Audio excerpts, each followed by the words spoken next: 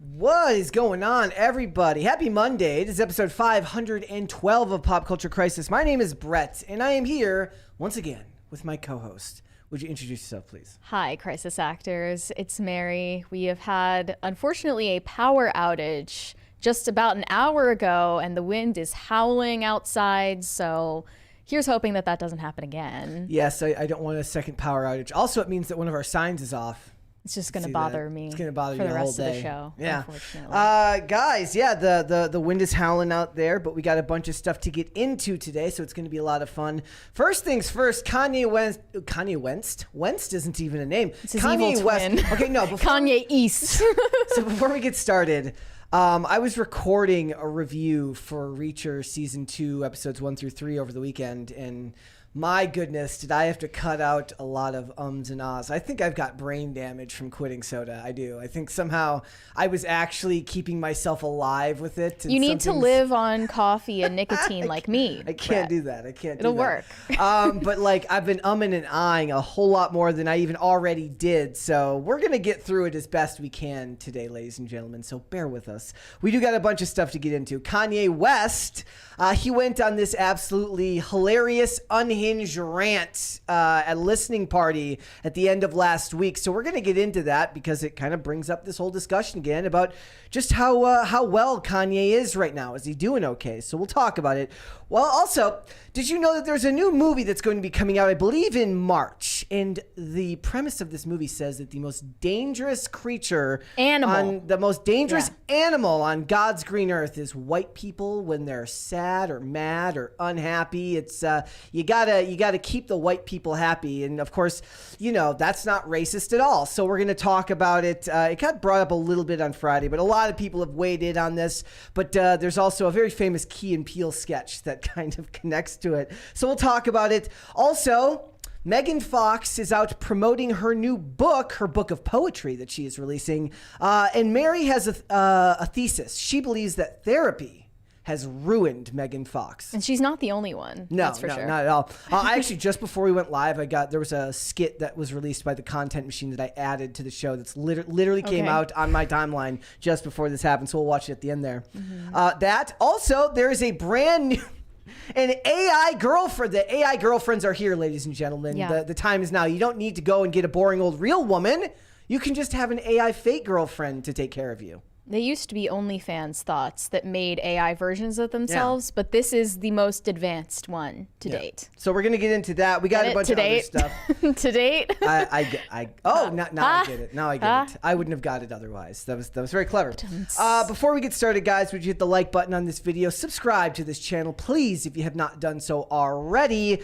We've passed, I believe, 87,000 subscribers. Yeah. We're doing very, very well. The show is growing, so thank you so much for that. Our Tom Hanks conspiracy video for some reason gained a lot of traction over the weekend, so I feel like this channel is going to continue becoming more and more conspiratorial. Yep. In that direction. It's what gets the clicks. That's showbiz, also, baby. Remember there was the one we had about the topic about Mark Wahlberg and the oh yeah, that did well too. It was like fake news reporting. We said that it was Mark when we were talking Wahlberg witnessed a satanic ritual, child sacrifice ritual in Hollywood, but did nothing about it. But just talk about it later. But did nothing about it. It was never substantiated, but we talked about it anyway. And boy, holy crap, did that Holly video weird, do well. guys. Yeah, so. Guys, so hit the like button on this video, share the show with your friends so that other people can come in here and hang out. If you got super chats that you want read right now, rather than wait until later, all of them that are $20 and over, we'll interrupt the discussion. We'll read those right then and there, and then we'll do our best to get back on topic. So, Mary, if you are ready, we will just get going. Are you ready? I am ready. Let's go. Let's go ahead and get started then. We got to beat the wind so we don't get another power outage right now.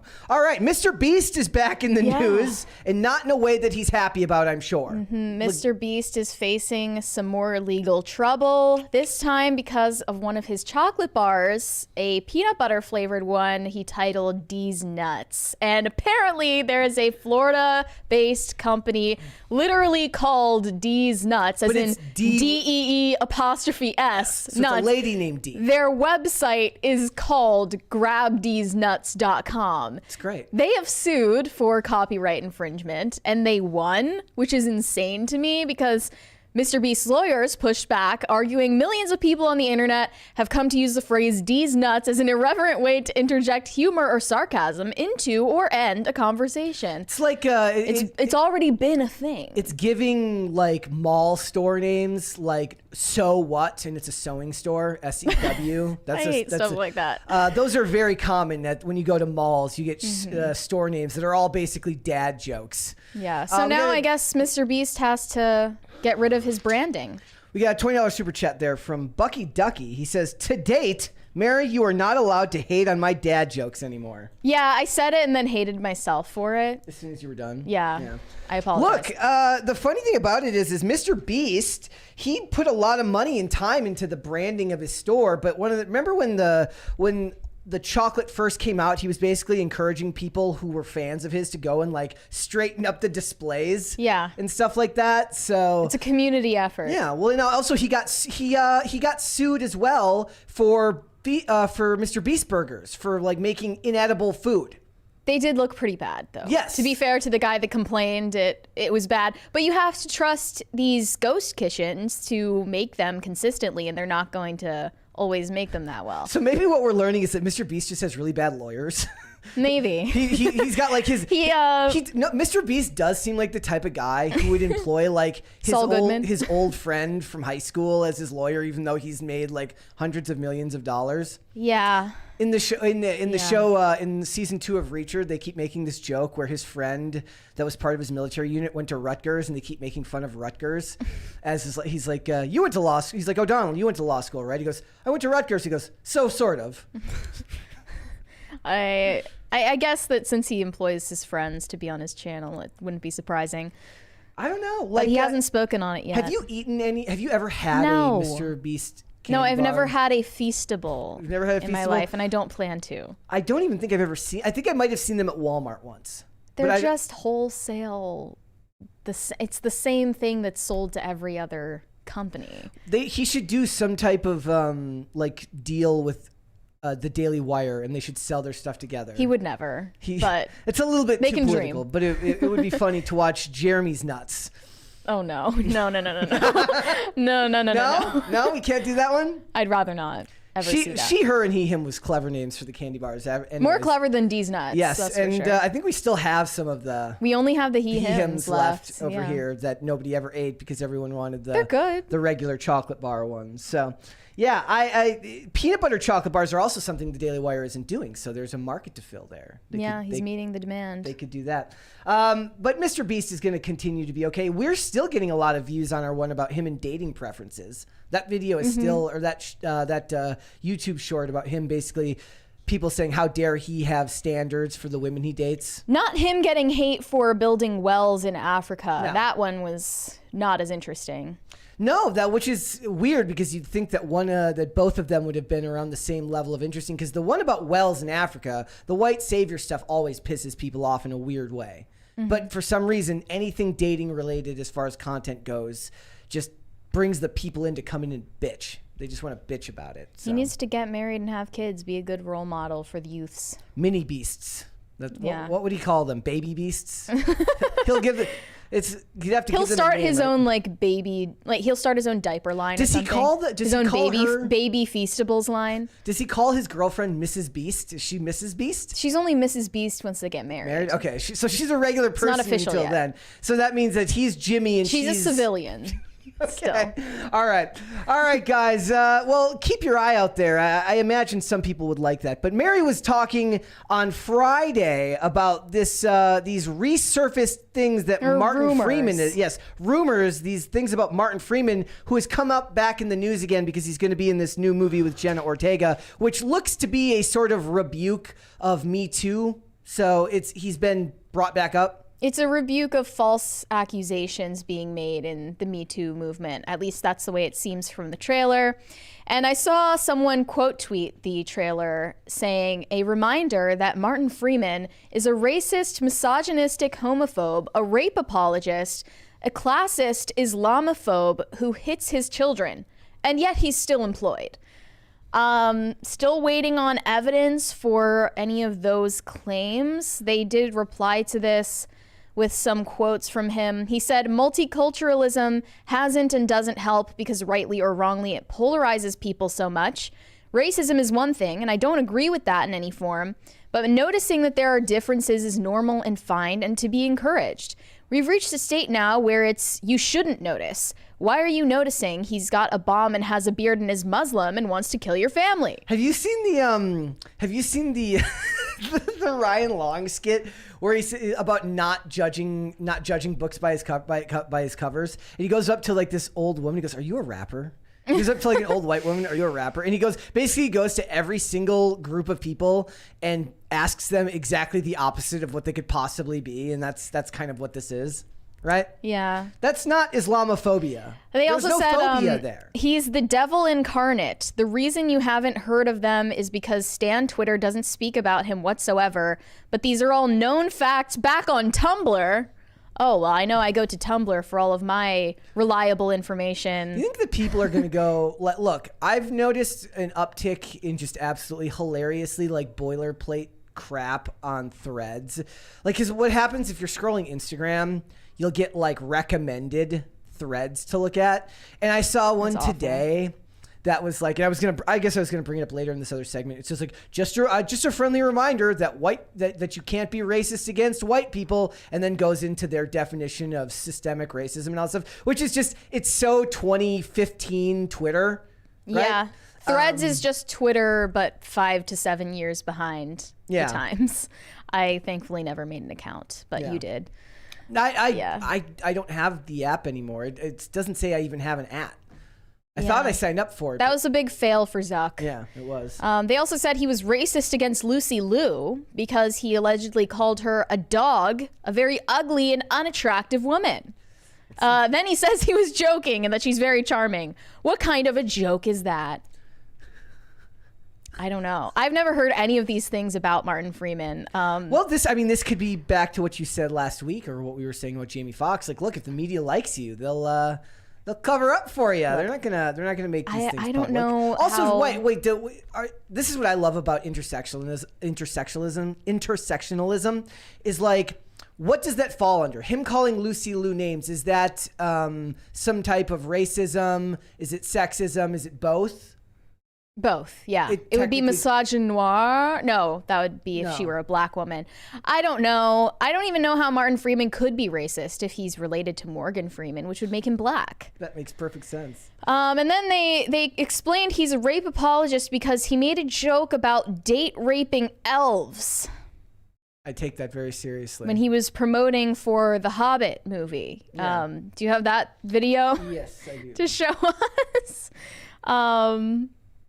Obviously, it was a joke. Here we go. And elves don't exist. Dwarf, hands down. Elf, definitely. Why? Because look at them. They're beautiful. Yeah. Men or women. And the height difference doesn't matter? Not at all. I've got a ladder. It's fine. And I've got drugs. I can just make them, slip them something in their goblet. Someone will get offended by that now, because they'll call it rape or whatever. But, for me, it's a helping hand. Maybe I should stop talking. Yeah. So he was joking about slipping a roofie into an elf's goblet. Not good, Martin. I wonder if maybe this is why they never ended up continuing this series, Sherlock. I heard that there were always rumors that him and Benedict Cumberbatch didn't necessarily get along the best. Maybe Benedict Cumberbatch takes the abuse of elves very, very seriously, and that's the problem. I guess Benedict Cucumber Butt is the unproblematic fave. Well, he definitely is. Martin Freeman is the problematic fave. Well, Martin Freeman's a little bit older too, right? So maybe he just doesn't care. I thought they were the same age. Are they? I mean, I they feel look like they are. Martin Freeman's maybe a little bit older, but not by a whole lot. But yeah, and this was like what, 2012 or something like this. Yeah, culture was different then. It was. I doubt he would make that joke now. Yeah. The Tumblr jumped all over it, clearly. Another problem with that argument, pretending like the thoughts of Tumblr matters. Mm-hmm. It doesn't matter to anyone. Yeah. Another thing that doesn't matter is award shows. An awards season. It's award show season right now. And a lot of people are mad about the snubs, and especially for nominations for Barbie. So it looks like I'm Just Ken, the singular masterpiece that came out of that movie, got Best Song at the 2023 Las Vegas Film Critics Society Awards. I've never even heard of that. If there was ever an award show that mattered even less than the other award shows. I've never heard of it. But people are mad about this because they think it's misogynistic that a man's song would win awards from a feminist movie like Barbie. They said the fact that a female singer from the same quote-unquote feminist movie was nominated with a much more meaningful and beautiful song, but of course the dude and his clown act got the praise. How ironic. Do you think they're referring to Billie Eilish's song on this soundtrack? I guess that's what are they talking about that? Because the only other thing that I remember that they would think of as important would have been America Ferrera's speech in the middle of the movie. She didn't have a song in it, though. I don't care about any of the whiny, preachy garbage. I'm Just Ken was good because it's triumphant. It's chauvinistic. And it's you can't fight back against the idea of what actually connects with the audience, and there was more organic support for him and his character than anything else People in the movie. loved Ken. We're long removed from the movie now, and nobody talks about Margot Robbie's performance in it. They talk a little bit about America Ferrera's performance in it, but they mainly talk about the way that that Gosling did. Another thing that people are mad about is that Rachel Zegler's performance in Ballad of Songbirds and Snakes, the Hunger Games prequel, didn't get nominated for Best Song by the Golden Globes. Yeah. And instead, Peaches from the Mario Brothers movie got nominated. I think that was just a timing issue. I don't think that it was personal against Rachel Zegler. I had no problem with her singing in that movie. I thought it was good. Her singing was perhaps the best part of that film. It was released at a time that they couldn't have possibly had I don't know what the cutoff is for when a movie had to be put out by to qualify for those awards. And who even cares about award shows anyway? We said this last year, but I think this person could be a troll. Really? Why do you think so? If you go down farther, the responses get more and more ridiculous. She says, I'm assuming it's a she, says misandry isn't real. She said, can you males stop recycling the same jokes over and over? I know men aren't funny, but you can do better. Yeah. She said, thank you for reminding us this song sucks. She also, in a previous post, said males don't deserve human rights. Hope this helps. So I think it could just be, okay, there was a thread that was going, I don't think she's joking. There was a thread that went kind of viral over the weekend that looked like a brilliant satire about this vegan cat owner. Oh, I saw that. That was satire, right? But it was brilliantly done satire. How are people still falling for this? She said that her cat killed her gerbil and ate it, so and that she had to put the cat down at the vet. And people actually fell for that. No, not me.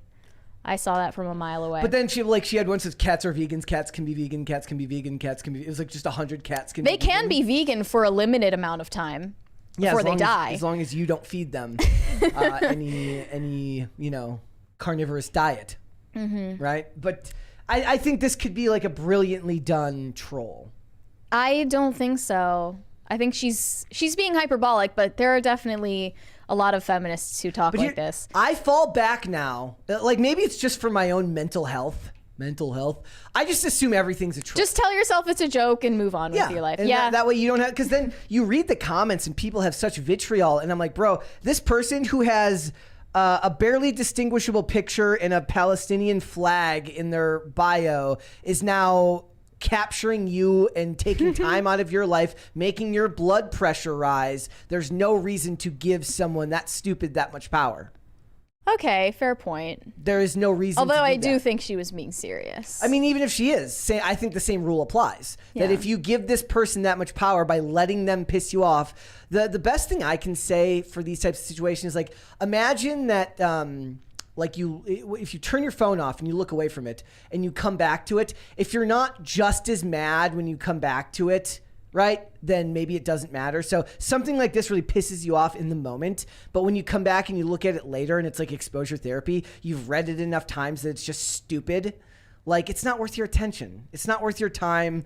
You're going to have to go see a doctor and be put on blood thinners someday. And you don't want to have to do that all because some lady on Twitter decided to tell you that men don't deserve human rights. It's Twitter. This show is going to put us in an early grave. It's very, I mean, we've had people come do this show and be like, how do you guys do this every day? Because of the stuff that you talk about. But, you know, it's our cross to bear, I suppose. Also, I saw that test audiences hate musicals, and Hollywood studios have resorted to just lying to audiences through marketing. So they've concluded the only way to get people into the theater is to trick them. And that's how I felt when we went to watch Wonka. I mean, I guess I saw that there was singing in the trailer, but I didn't think it was going to be a full-blown musical. It was always going to be a musical, but The Mean Girls trailers, though, as that's adapted from the Broadway musical, were intentionally hiding that fact. Yep. Every trailer you see, it just makes it seem like it's a run-of-the-mill reboot. But so it said, interesting claim from Deadline for why marketing hides films like Wonka being musicals. Quote, test audiences, focus groups generally hate musicals, and the only way they can get people into the theater with one is to trick them. If they get in the door and wind up enjoying themselves, then the business is solid. I remember them talking about La La Land as the musical for people who don't like musicals. I hated La La Land. So that's what were the last couple that I can think of? A Star is Born in 2018. Les Mis, Cats. If anybody went and saw Cats, right? But to me, that's not why I tend to hate musicals. It's because it's the definition of people in Hollywood looking in the mirror and being so pumped and proud of themselves, like absolutely just high, right? Like. It's the worst to look at them and just think that they're like, oh my gosh, this is such art. Well, the running theory on why people find Rachel Zegler so off-putting, why her personality is so unlikable, is because she has a background in musical theater and grew up in musical theater, and now her whole cadence of speech is theatrical. It all seems rehearsed, like she said it in a mirror beforehand. It's... Yeah, I really don't like the former theater kids of Hollywood. The market is just too small for something like that, right? And it's even worse. Like, if you send people to a musical and it's not implied ahead of time that that's what it is, then people are going to be even more angry. Yeah, Barbie wasn't a musical, right? It just had a few songs. It had musical numbers. It had quite a few. It's not what I took away from it. But the movie was longer, and it was like, what, 3 or 4 songs maybe divided up over 2 hours or whatever? Yeah. I don't know if that's classified as a musical. That's a very good question. If it were, then Margot Robbie would have had a song number. Yeah. So I guess it wouldn't count. All right, guys. I wanted to get into this really, really quickly. Let's talk about Taylor Swift. Do you really think that Taylor Swift and Beyonce are the Michelangelo and Van Gogh of our generation? Van Gogh? Well, Rolling Stone India recently published an opinion piece saying that Beyonce primarily sculpts where Taylor Swift paints. These two artists are no closer in conversation as peers than Michelangelo and Van Gogh. And all I have to say to that is this is an insult to both Michelangelo and Van Gogh. And I think that people are putting down Taylor Swift's music because straight white women in the suburbs like it, and it isn't being played in gay nightclubs like Beyonce's music is. Yeah. Also, Beyonce's latest album, it was bad. I tried to listen to it, and it's just stuff that you would hear on RuPaul's Drag Race. It was bad. I mean, that's the market for her, though, right? It's for voguing, you know? That's what it is. Yep. We got breaking news here, ladies and gentlemen. Jonathan Majors found guilty of assault. Ooh. Maybe we should talk about this tomorrow. You want to? We could just go through this right now. We could just. All right. We'll just go through the article. That's unexpected. Yes, I did not think that he was going to actually be found guilty. Let's go ahead look it up. It's the Hollywood Reporter article if you want to pull it up over there, but I got it on screen here. All right. It says Jonathan Majors found guilty of assault. The verdict was reached on Monday by a 6-person jury after 4 hours of deliberation spread across 3 days. The actor is set to be sentenced on February 6th. The Majors did not display a reaction when the verdict was read. That is crazy. And he could face up to a year in jail with a sentencing date on February 6th next year. So it says the verdict was reached by a 6-person jury after roughly 4 hours of deliberation. He sat with his attorneys, family, friends, and his girlfriend, Megan Good, behind him as the verdict was read. Sentencing, wow, like I didn't think that this was going to happen. I did not think he was going to end up being found guilty. Okay, so the 6-person jury requested to hear the definition of harassment in the second degree. When a person is guilty of intent to harass, annoy, or alarm another person, he or she strikes, shoves, kicks, or otherwise subjects such other person to physical contact, or attempts or threatens to do the same. Before making its verdict, the jury also asked to review surveillance footage and testimony from a woman who attended a nightclub with Grace Jabari after the assault. Wow. Do you think that he's going to get any jail time for this? I mean, obviously it's saying he could, but he has pretty solid legal defense that could help him out with that. He was literally running away from her. Like we didn't get to see any of the footage from inside the car. Right, where we were told there was dash cam footage directly of what happened, and I think that the media wasn't given access to that purposefully. We only saw that in that surveillance footage where he's running away from Grace Jabari. At the very beginning, he is forcefully shoving her back into the car. He's literally trying to keep her in the car so that he can run away. I understand that, but you saw that her head was getting smashed against the roof. That is too far away to know that for sure. It looks a little bit like that, but all she had was the little cut on the back of her ear, which means like the lobe of her ear. That's where I assumed it came from. The lobe of her ear. I mean, if you ask me, it looks more like he puts his hand out to keep her away from him, and his watch catches her on the pullback. Oh, okay. That's what that looks like. I don't know if that's what happened, but that's what that looks like to me. I did not expect a guilty verdict. He'll for end up Jonathan appealing, Majors. right? He can appeal this. What would be the point, though? He doesn't want to prolong this and prolong it getting coverage anyway. Yeah. But do you think that as a result... And I'm pissed that, I mean, they charged her too and then just decided to not go forward with the charges, which is annoying because this is quintessential relationship issues, right? They're both guilty of being toxic towards one another. Mm-hmm. I think it would carry more weight if they actually charged and tried to prosecute both of them, as both of them seem to have done wrong in this situation. Grace Jabari's lawyer said what this really boils down to is 4 simple words: control, domination, manipulation, and abuse. These are the tactics used by those who commit domestic violence against partners and against Grace Jabari. Look, she reached for his phone. She took his phone and he reached out to get his property back. I don't know. Does that qualify as assault? Because technically she is taking your property. Isn't that a form of theft? She's taking something that doesn't belong to her. Well, according to the driver, Majors was trying to get out of the car and he was trying to throw her in. Yeah. So he said, I do remember Majors was pushing her back into the car to get rid of her. So that's what that's the long and the short of it here is that he's trying to get rid of her, and by putting any type of physical contact between them, then he's guilty. But technically, isn't she also guilty because she takes his property and starts basically entering his personal space? Yeah. Yeah. They didn't really address that.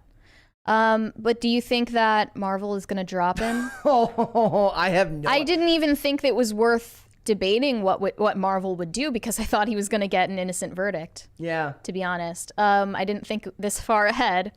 They're going to have to start thinking about what they're going to do now, and they're going to have to do it very, very quietly. If he gets any jail time, that would also just present like a practical issue where they can't have him available for filming. They have like a Kang is in jail scene. Yeah.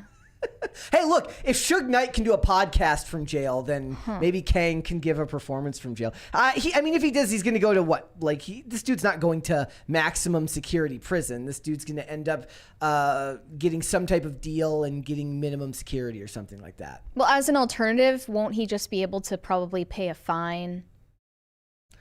I have no idea if that's what ends up happening here. We're going to have to wait till February if they're going to be able to work something out with the prosecution to do that. Obviously, I'm not a lawyer, so I don't know how that would work. But she got charged too, and then they just decided not to go forward with the charges, and people are going to be pissed about this. I do think that some people are going to be upset about this. The scene of him running away will be in a lot of people's minds when they think about this. Like, how can you be guilty of assault if you're literally running from the person who's trying to corral you?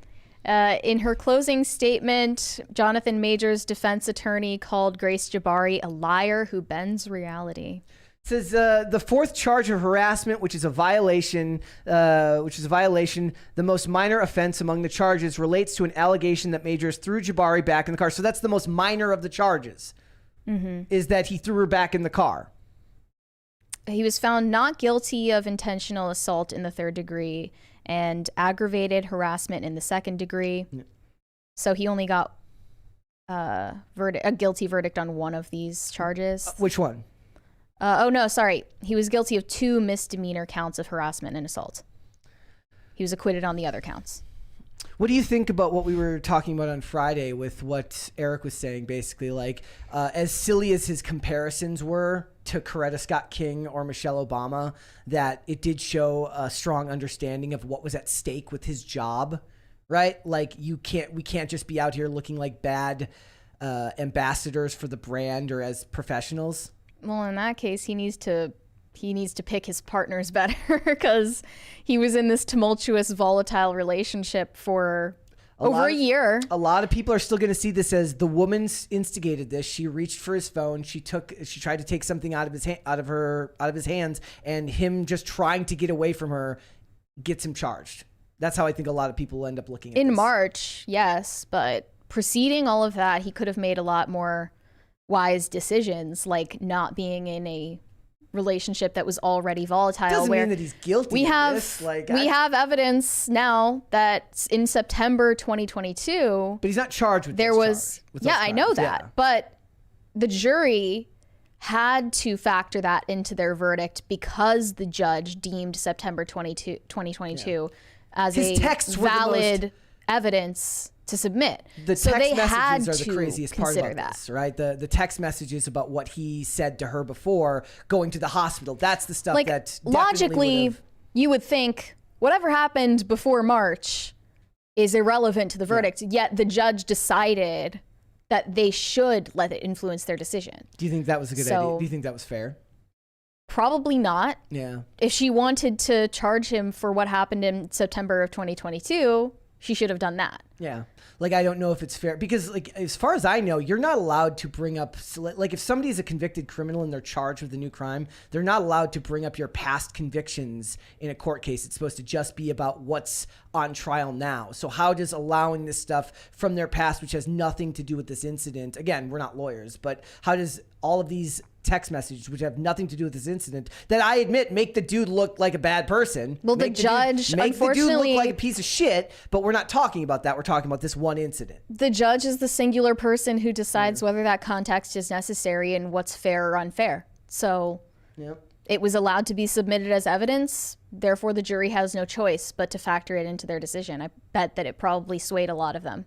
And she was trying to get after him, so I don't understand how her trying to make contact with him and him trying to push her off and keep her in the car is assault, I guess.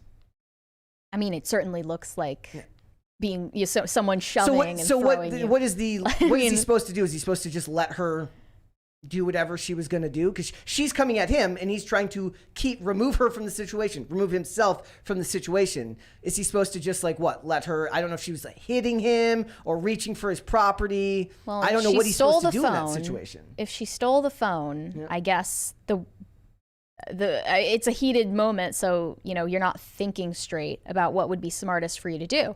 But I guess what he should have done is just walk away and find someone else's phone and call it in to charge her with theft. I don't know. Yeah, you should hit the lock button. But hindsight is 20/20. I'm not going to say that if I were in that situation, I would have known what to do. Yeah, and it's crazy just the amount of things that when you're a famous person and this stuff comes out in public, your life goes If you're a famous person and you want to be in a relationship that reflects well on your personality, your personal life, don't date a crazy hoe. I mean, it's as simple as that. I mean, I don't know if that's really justification for this here. I'm not saying it is. Yeah. I don't know. I didn't say it was. Yeah. I'm just saying, you know, if he wants a Coretta Scott King or a Michelle Obama, then go find one. Don't complain. Yep. And next time, hide your side piece better. Yeah. Right. Cleopatra was clearly Megan Good. Yeah. I'm standing by that theory. Yep. All right, let's go on. Okay, so guys, I want to talk really quickly about what happened to Matthew Perry. If you guys don't remember, about a month ago, Matthew Perry passed away in his hot tub, and there was a lot of theories about what would have caused that. Well, it has been revealed now that what he passed away from was a ketamine overdose, which is really, really sad to see, given the fact that this is someone who wrote a book about trials and tribulations that go along with sobriety and had been talking about being 19 months sober. Well, I feel that this was reported in an intentionally misleading way. How so? Because he was getting a ketamine infusion therapy. He wasn't just recreationally doing ketamine in a way that would have broken his sobriety. And it sounds very LA, right? Yeah. Ketamine infusion therapy. No, it's very common now. He was probably told this is perfectly safe and healthy, and also it's something that a lot of people recommend for treating depression. So he probably had no idea that that could affect his health, right? And it's not an overdose. It's acute effects of ketamine. They didn't really say it was an overdose. Yeah. It was just the way it affected his heart. Yeah. And then he wasn't supposed to be in a hot tub to begin with. No, so not only was he on ketamine, but he was also taking buprenorphine, which is Suboxone, which is buprenorphine, and naloxone, which is something that they give for people who are on opioid maintenance programs, which this is something that I was on for several years after rehab before I eventually, you had to then wean off that. So you go from... when you get off opiates, you go to rehab, they'll put you on a program like that, especially if you have a really, really hard time staying sober after you try to get clean. Either you keep going back to the drugs or the withdrawal pain is just too bad. And I was on Suboxone for several years afterwards, but it's a bitch to get off of for sure. And both of those together are going to do a whole ton of damage to your heart. Mm-hmm. Like it's going to slow your heart rate tremendously, and being in a hot tub is not advisable in a situation like that. Like, but do you think that he was told not to do that? Yes. And he just ignored medical advice? I don't know if they said anything specifically about hot tubs, but they would warn you early on. They said, look, Suboxone is going to depress your heart rate, right? And ketamine will definitely suppress your heart rate. Problem here is that the amount he had in his system couldn't have been from his most recent therapy, which means he was getting it somewhere else. He was taking more than he was supposed to actually be taking. Yes, the half-life on it says that, according to what the coroner says, the half-life for ketamine is so small that the amount in his system meant that it had to be taken recently, and he hadn't had a ketamine infusion therapy in like a week or something like that. So there was just too much in his system, which means that like this is a very easy thing for people to get into, right? So here's the thing. You take a medication, right? You're legally prescribed to it because you're in recovery. And the problem is it's very easy to just start taking more of it than you're actually supposed to be taking. But in your mind, you're like, I'm still doing things okay because I was prescribed this medication. And before long, you're taking more than you're actually prescribed to take, which means that one of two things happens. You run out quickly, then you're screwed, or you start getting more than you're actually prescribed. And effectively, you're off your treatment program now, even though you're taking all the medications they gave you. The dosage is important. The dosage So getting matters. more, you mean that he was illegally buying ketamine, and but that's strange because they said they found no evidence of foul play or drugs on the scene. So they talk about this in this article. It says it's okay. So this is about them talking about how he was also angry and mean because he'd been on testosterone. Why was he on testosterone? They said because he was taking a weight loss medication that was high in estrogen, and it might have been to counteract the medication that was in the system. Is Ozempic high in estrogen? I don't know. Idea. Was he on Ozempic too? I don't think so. So here's the problem. It says, How the actor got his hands on the tranquilizer is not clear, but a female associate asserted that Perry had been generally happy despite irritability brought on by the testosterone treatments. She last spoke to Perry a few days ago. He seemed fine and he was in good spirits. According to the associate, Perry told her that he would never kill himself and appeared hopeful for the future, even asking his doctors to wean him off of ketamine and buprenorphine. That's a huge step. So he clearly, I don't know if he was actually ready for that, but the choice to do that is very, very difficult because it can be very terrifying. But if he felt like he was ready, it doesn't seem like his the drug use that he had going on now reflected that. So it says he was getting testosterone shots, which she believed were causing him to be angry and mean. It is unclear why the actor was prescribed the male hormone notorious for triggering aggression. It could have been to offset the effects of estrogen-based weight loss drug he was also taking. They don't say what it was or if it was Ozempic, but I just saw a headline that says guys are combining Ozempic and testosterone to lose weight and build muscle. It's risky, but nothing will stop them from doing. Yeah. In the bedroom of Perry's assistant, who found the actor face down in the heated pool, deputies discovered multiple empty, half-filled medication bottles prescribed to Perry, as well as over-the-counter medications, vitamins, digestive aids, and dishes filled with multiple various loose pills, tablets, caplets, candy, and breath mints. They also said that they found like nicotine lollipops and nicotine patches because he was trying to quit smoking. The sad thing is when you see all this stuff, it's crazy just how much human beings can put themselves through as they're trying to get themselves free of what is the monkey on your back that is addiction. Like, he was living an extremely unhealthy life, all in search of something better. And I have a lot of empathy and sympathy for that.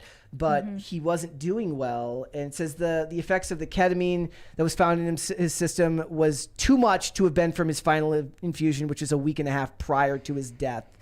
Ketamine has a half-life of only 3 hours, and the amount found in his system was equivalent to that of general anesthesia given to surgical patients. That's a very, very high amount to be in his system. And with the half-life being so short, that means he must have taken it very near the time that he died.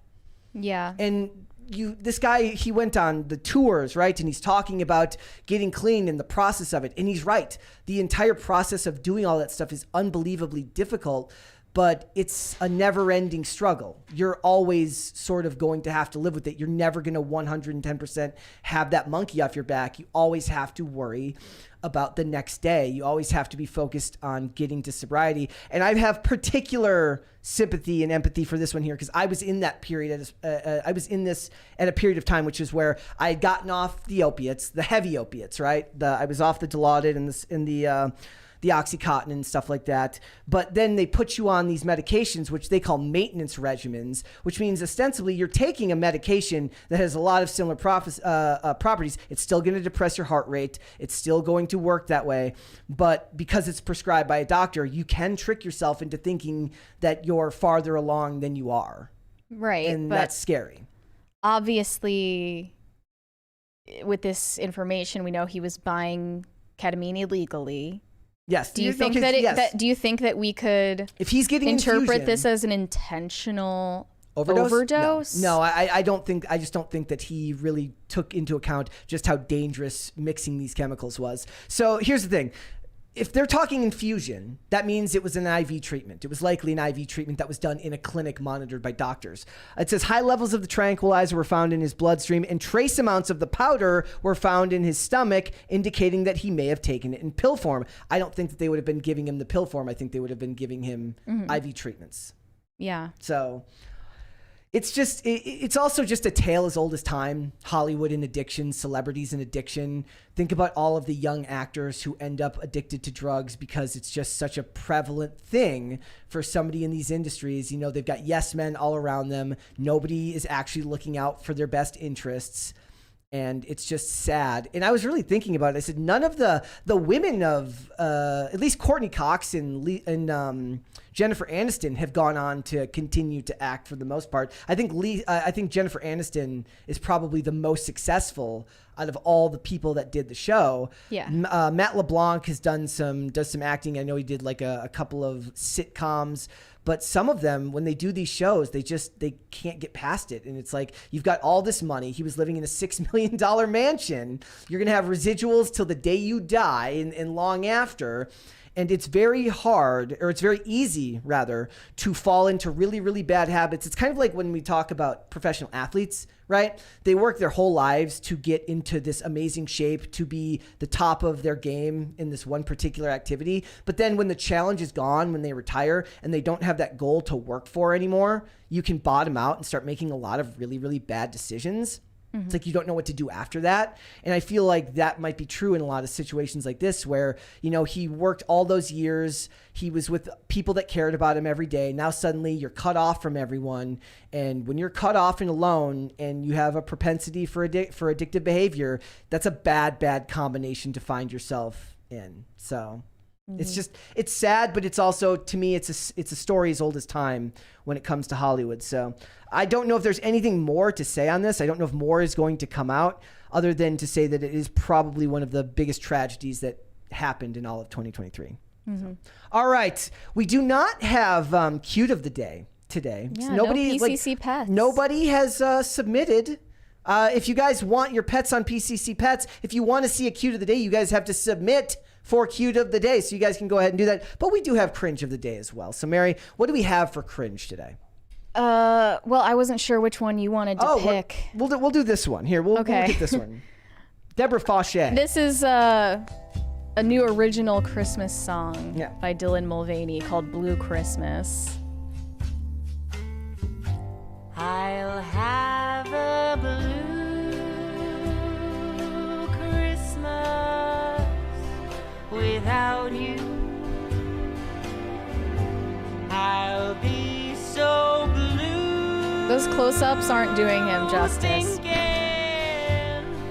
About you. Notice no logo branding on the beer. Yeah. We're not going to get in trouble again. On a green Christmas tree.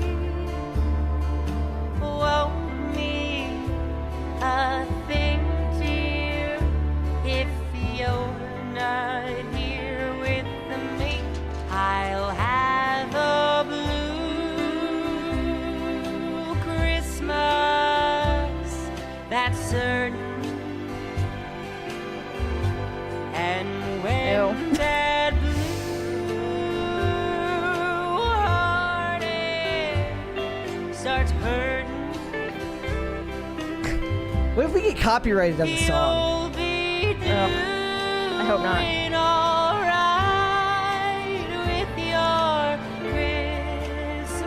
He's hooking up with the old version of himself. That's probably how it was conceived in pre-production. Blue Christmas,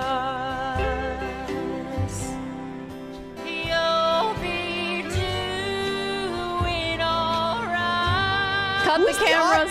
Cut the cameras for real. Who is the audience for this shit? I don't know. I guess Dylan Mulvaney still has a fan base of some kind. Yeah, just a little bit. Yikes. All right, well, I hope they paid that guy a lot of money. A lot of money. No branded beer, at least. Yeah.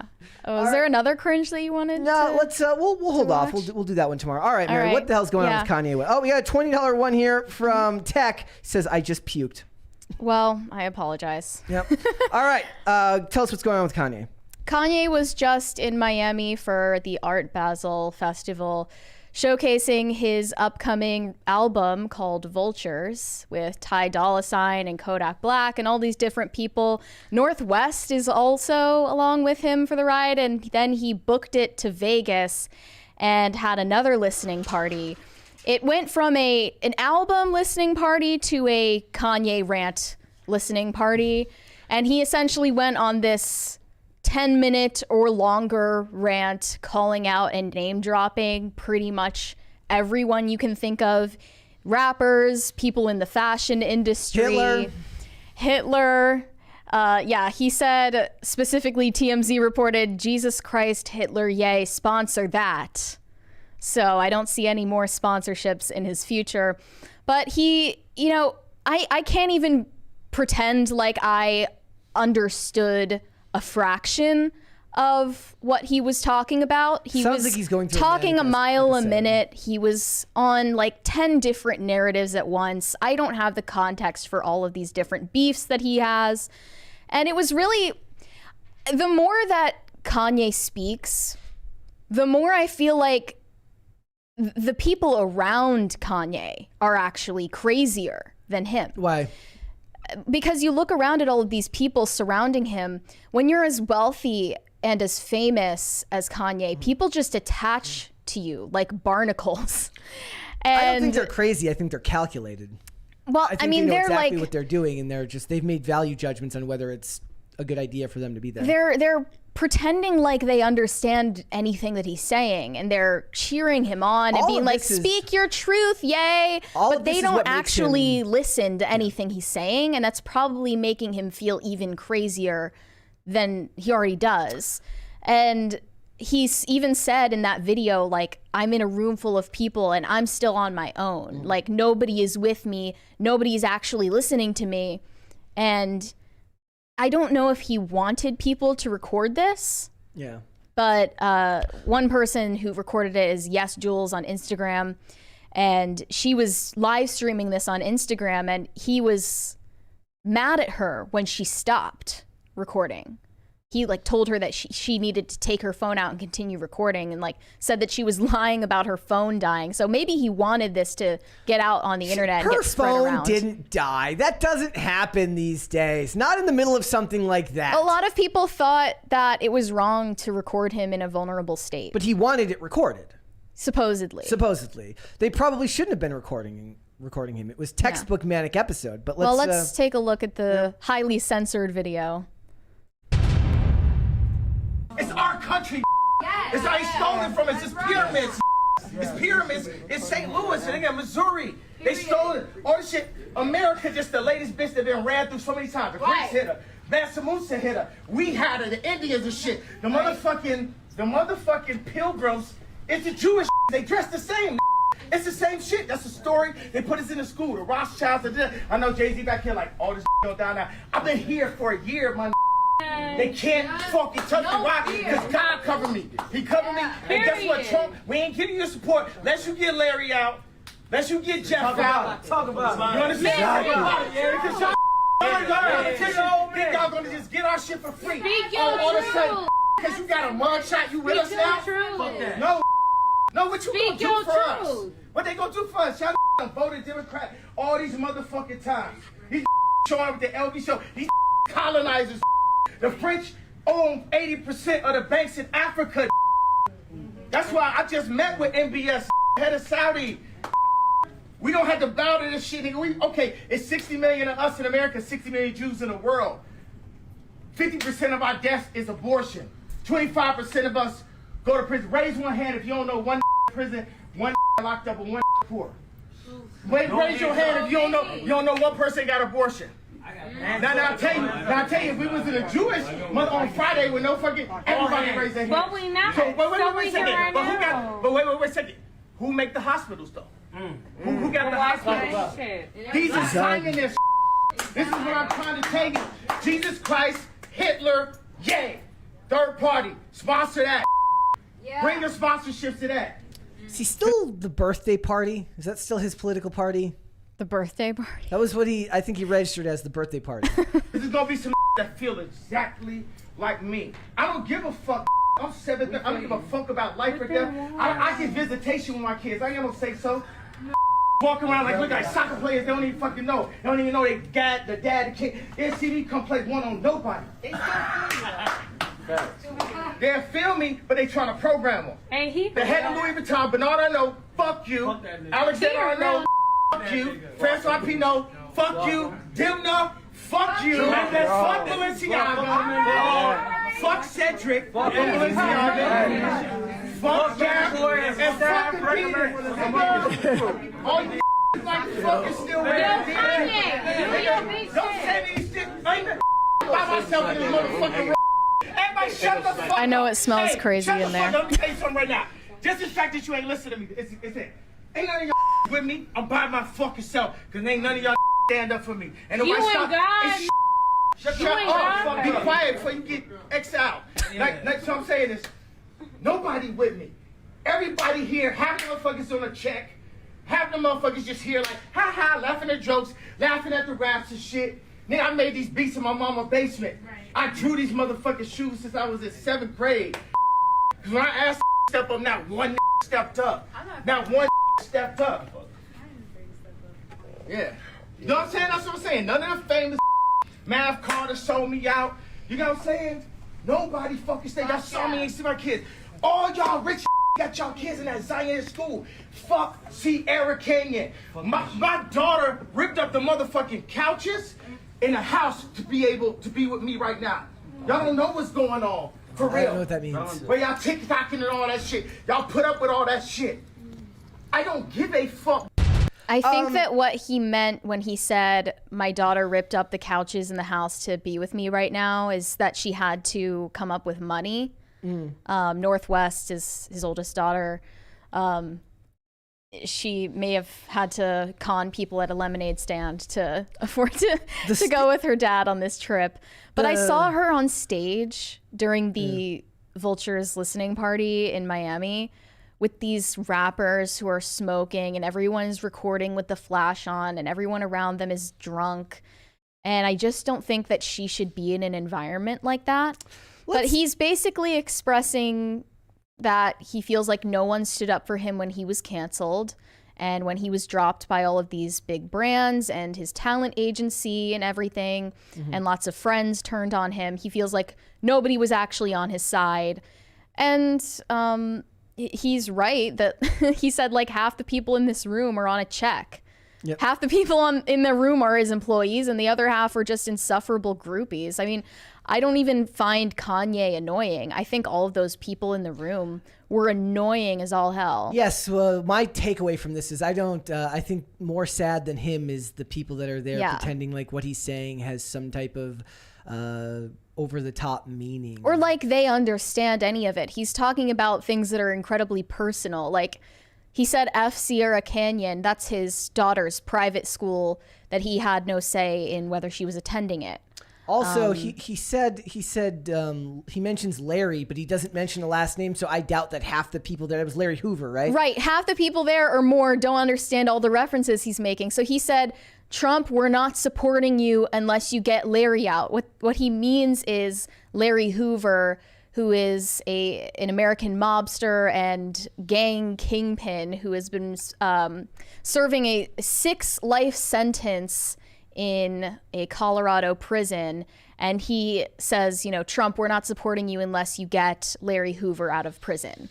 But all of the people around him are just, you know, smoking weed, doing drugs, getting drunk, and yelling, speak yo truth, Kanye. Like, they don't even understand what's going on, and they're just being groupies. They're being parasites and following him around wherever he goes. And he's in no position to have credibility if he continues surrounding himself with these lowlifes. And the sad thing is a lot of people understand, what's the saying, like the difference between insanity and genius is success, like the thin line between insanity and genius is success. He found success, right? And I think the problem is to be a little bit crazy is what made him a great artist. The problem is when you are crazy, a little bit crazy, and you have moments like this, which is very clearly manic, it would feel unbelievably lonely to sit there, and in his head, all of those ideas make perfect sense, right? They make perfect sense to him. So I don't know what would be more infuriating if I was him. The idea that you share these ideas with people and they either don't understand what you're saying, or what's even worse than that would be pretending to know what you're saying, even though you understand that they're just saying that because you're successful and they want to be around you. And they want to be in pictures. I was watching I was watching this movie once, and he was trying to explain to this character. He says, sometimes the things in my head are so purely what they are that I can't convey them to other people without getting tripped up. And that can be very true for somebody who's either extremely intelligent, extremely artistic, something like this. This to me is clearly, it comes across as manic rambling, somebody in the middle of an episode. And that would be unbelievably lonely and infuriating for a guy like that, to be in a room full of people who are on a check and being paid to say yes, only to hear them say yes. Yeah. Yeah. And I don't want to be one of those people in the camp that just says everything Kanye says is bullshit because he was diagnosed with a mental illness. Yeah. Right? Because he still has his wits about him enough to be making references to real things that are happening in his life. And it doesn't exactly help someone become mentally stable when there are people around them constantly trying to use them for their own material gain or ulterior motives. Yeah. For instance, he mentioned Harley Pasternak. Thank you, guys. Thank you so much, guys.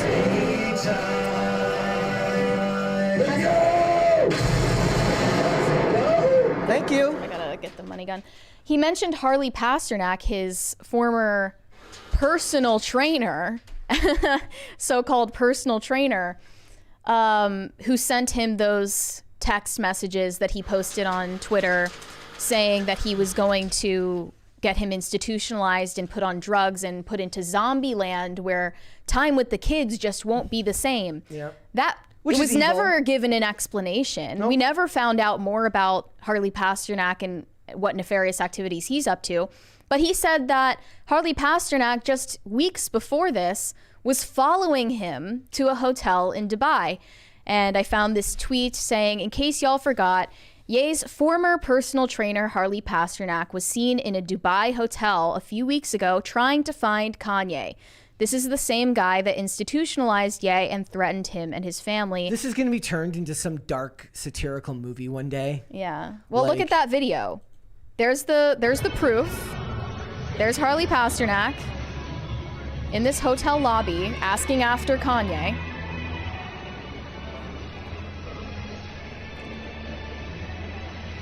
And then he sees the person recording him and tries to get them kicked out. So we still don't have an explanation for that. Yep. Kanye isn't totally living in a world full of delusions. There are people plotting on his downfall.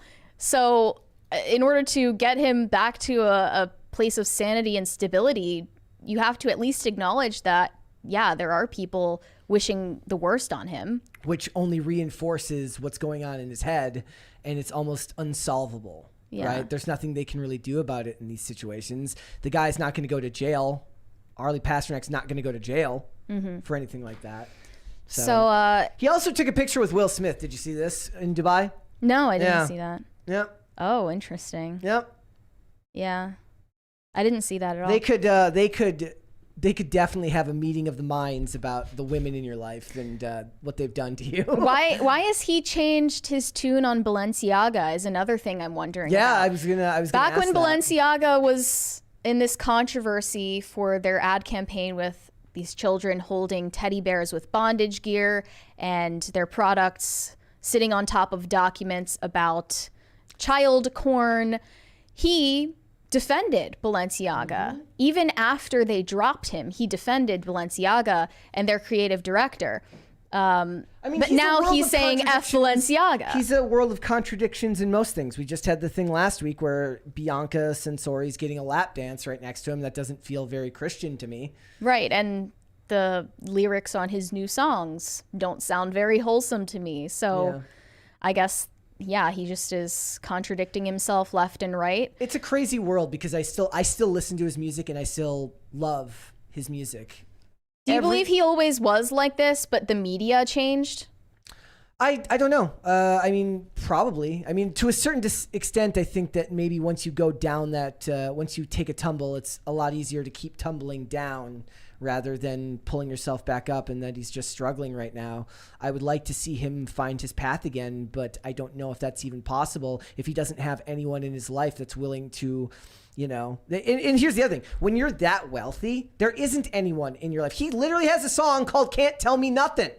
Can't tell me nothing. Like, no, there's nobody in his life that's going to be able to put that on him. Maybe, Kim? Because they were married for so long. She could be a positive influence if he was willing She's to not take even her. interested in That's what I'm being saying. that But I'm saying, anymore. like, he needs somebody who doesn't need him, who can tell him harsh truths that will actually reach him. And I don't know if that's possible. He's just around a bunch of hype men and yes men and a bunch of parasites who want something from him or are on his payroll. Yep.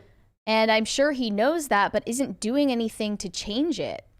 And it's just very heartbreaking to see that. His kids, maybe. His kids one day could have... They're too young to even know But eventually, what's going on. like, it's possible that down the road, he might have something happen that causes his kids to reevaluate the decision to be in his life, and that might be enough to help him. He's an turn adult around. man. He has, all the resources in the world. And if he chooses to go down a self-destructive path, there's nothing really almost anyone can do about it. Yep. But at least I would say Northwest, she's only, 11 years old? Yeah. Or 10 years old or something. She does not need to be around these low-life people. She should not be on a stage with these rappers. It's gross to see that happening. In the chat, they're making fun of me for mentioning Kim K. Look, that's the only person. Look, that whether they say baby mama, but that's the mother of his children, right? It's his ex-wife. It's his ex-wife. It's the mother of his children. It's somebody that, for better or worse, doesn't need him, which therefore allows her to be able to share uncomfortable truths with him and hopefully get him to see the error of his ways. In this case, I don't know if that's ever going to happen because everyone else has too much of an incentive to let him stay on the path that he's on. Right. So, all right, let's go to Super Chats. We got some. Andrew Jacobs said Timcast Together Again versus Smokey Mike and the God Kings original is Elton John's Lucy in the Sky with Diamonds versus the Beatles original. The video for that song is so good too. It's him and Tim and Carter. Timcast version? It's so good. I haven't seen the video yet. You have to watch the video. Is so good. Okay, I'll go take a look at that.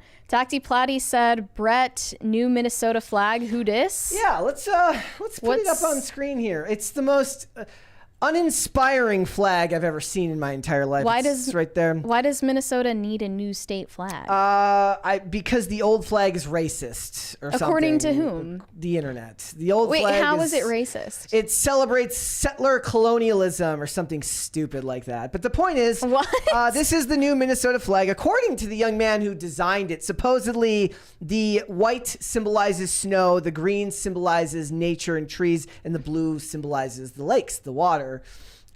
Somebody else was willing to point out that it bears a striking resemblance to the Palestinian flag. A little bit, yeah. I'm sorry, to the Somalian flag. Excuse me.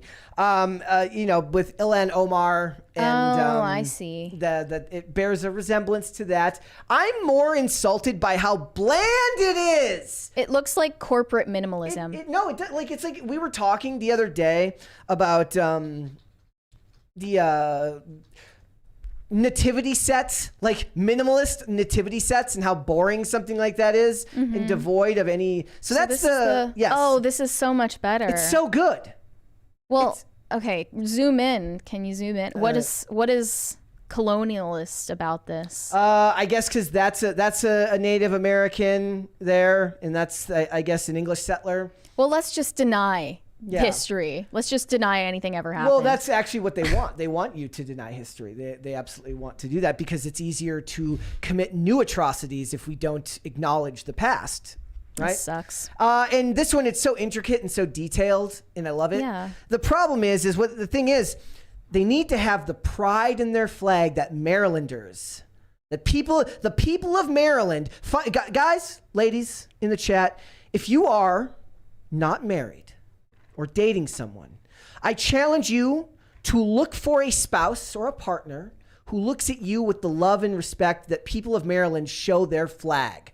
Maryland flag is the best. They love, look, I saw there's Maryland flag beanies you can buy. Yeah, I hope they never change it. Yeah. I hope it's not offensive for any reason. I am a native Marylander. I'm a Mary from Maryland. You were born here. Yeah. Oh yeah, but then you moved out of state when you were younger. So yeah, it's a bummer because I love the old flag. Look, this is going on all over the state of Minnesota. There's a school over by where I used to live called Henry Sibley High School that had to change the name of it because Henry Sibley was a military officer who served during It'll never end. Racism, colonialism, all that stuff. You can't win. Boo. Yep. Shane H. Wilder said, so my white mug is officially somewhere. Where exactly, who knows, but it is officially somewhere. # all mugs matter. Also, I want to point out, not to go back to it, we will, and thank you, Shane, right? But the other thing that sucks about it is not only are they replacing things that have great cultural and historical significance to places, they replace it with shit that's boring. It's never replaced with anything equally as interesting. It's always replaced with this bland corporate bullshit that has no creativity. It couldn't offend anyone if they tried, and I hate it. It should offend people. At least there should be something offensive about all of it. Even me, who is the milquetoast fence sitter of this podcast, has probably said at least one offensive thing in the time we've done this show. Shane H. Wilder, I hope that you find your mug. I hope it's not lost in the mail. Do one more. Marie D said, MrBeast bars are the healthiest bars on the shelf. Apparently, yeah. Can we get a fact check on that? Can somebody fact check us on that? But we'll come back. All right, guys. Mary, what the hell's going on with this new movie? Focus Features is putting out a new movie, which is a satire comedy film, perhaps a rom-com, under the title The American Society of Magical Negroes. And this is a nod to the film trope of the magical Negro in American cinema, television, and literature. It's described as a supporting stock character who comes to the aid of white protagonists in a film. They're often possessing special insight or mystical powers and have long been a tradition in American fiction, which was deemed racist. Yes. So do you want to take a look at the trailer or just... go by the synopsis. Here is I would go by the synopsis. Is this is a fresh satirical comedy about a young man named Aaron who is recruited into a secret society of magical black people who dedicate their lives to a cause of utmost importance, making white people's lives easier.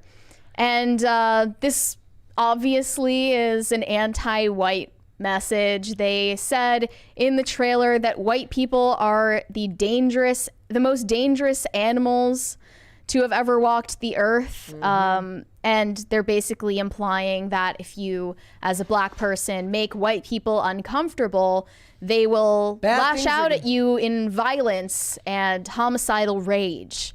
And their discomfort is measured on levels of white tears in the trailer. I still believe that this movie was created with one premise in mind. It was to get people to go to the movie theater and say, I'd like 2 tickets, please. 2 tickets to what? I dare you to say a title. Well, I said the title because everyone on YouTube has been saying it. I assume that given that I'm just going by the term they put in the movie, that, I'm allowed to do that. It's academic enough. But I guess the protagonist is recruited into this magical society of black people, but he becomes vulnerability. He becomes a liability to the society because he falls in love with a white woman. And that's a huge problem. I do encourage everyone to go watch this trailer. The most infuriating thing about it is that if you just changed the really racist premise of the movie and just essentially made it a magical, historically black college and university, there's actually maybe an interesting story and romantic story to be told here. The trailer even reflects that in the way that the audio is done, the way that the music is cut into the trailer, right? There's actually a story here. It's just hampered by the fact that the outline premise is super racist. Well, I'm not surprised that white people would be offended by this. They should be. But more so, I'm surprised that actually black people don't like this trailer. Oh, by the way, people on Twitter are talking about how this is a horrible idea and that it actually plays into the trope more than it satirizes it. We got a $20 super chat here from The Last of My Kind. He says, I'm assuming you're comparing Maryland flag love to every other state not counting Texas. And Mary, did you ever watch the Darth Jar Jar video? No, I did not. Brett, seeing you and Rippa talk comics was awesome. Well, thank you. I'm glad that you enjoyed it. I guess Texans too, but Maryland, maybe it's just because I live in Maryland now, so... I see the amount of love that people here have for their flag. There was a movie that could have been made here. And I guess the idea would be that they're trying to take back the trope. They want to take back the trope from white filmmakers and the traditionally white industry that created it and promulgated it to the public. Why does every project by a black filmmaker have to be weighed down with so much racial politic baggage? I mean, they said, like, why is this necessary in a post Get Out world? Yes. Why is this necessary when we've already had a movie like The Blackening, which makes fun of the horror movie trope that black characters are killed off at the very last moment in the movie? Guys, go watch Scream 2. Dwayne, who is the guy who was accused of getting involved with Will Smith, the actor? Dwayne Martin? Dwayne Martin. Yes. His character, the black cameraman, he just gets up and leaves. Doesn't come back to the end of the movie. Still to this day, the smartest character in any horror movie ever. I think I've got an idea, though. I know what they need to do. They need to create a black version of the Bechdel test, whereas two characters have to have discussions about something other than white people, white supremacy, white guilt, white tears, all of these things. If they just create the black Bechdel test, the Blackdel test, then they can just go ahead and do that, and you can use that as your outline for the movie. We need more than 3 minutes of dialogue between black characters that doesn't concern racism or white people, because clearly they're incapable of that. This could end up being hilarious. They are obsessed with racism, and they are obsessed with complaining about white people.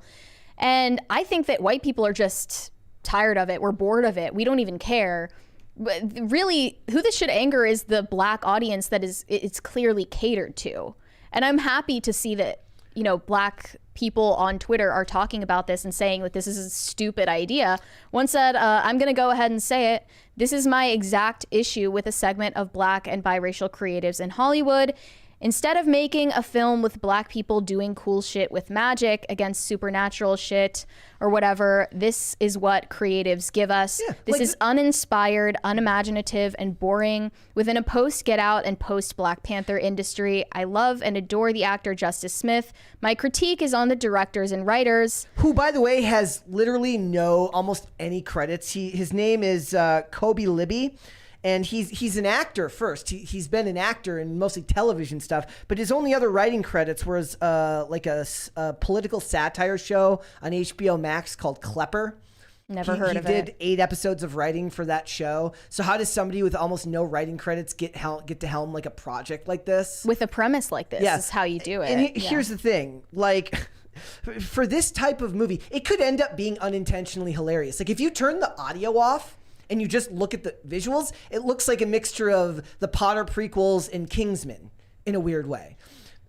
It could end up being like, depending on, maybe you and your friends go and get drunk and go watch this movie. It could end up being kind of hilarious, but it's almost like it's going to be the zenith of wokeness, where it's so bad it might actually be good. So bad it's good. Like if the premise wasn't so hateful, I don't know how they got David Alan Grier to sign on for this. I would have more imagined they would have gotten somebody like LeVar Burton to sign on for this, who would have been more in tune with doing this project. Here's another reply from a black person saying, why did it need to be a race thing? Couldn't they just be fighting a demon or something, or discover a magical treasure or ancient practice? Can we stop with this black versus white theme in films? It's unoriginal, exhausting, and outdated. Very disappointed, not the presentation or movie that we expected.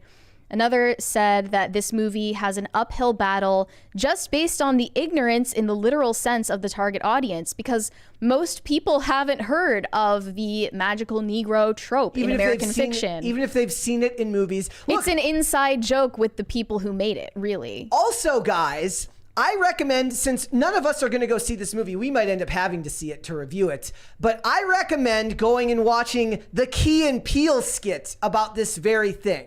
Mm-hmm. That's what you need to go watch, where the guy's in his office and the guy who comes in to empty the garbage, and the guy who comes in to fix the printer, like the fax machine and the printer, and then they have a magic battle in front of him saying there can be only one. Like, this was satire done years and years ago, far better than this movie ever could have managed to do so. And Jordan Peele directed Get Out, which was a good satire movie. Yes. I actually enjoyed that. So it can be done correctly, but it's just boring at this point.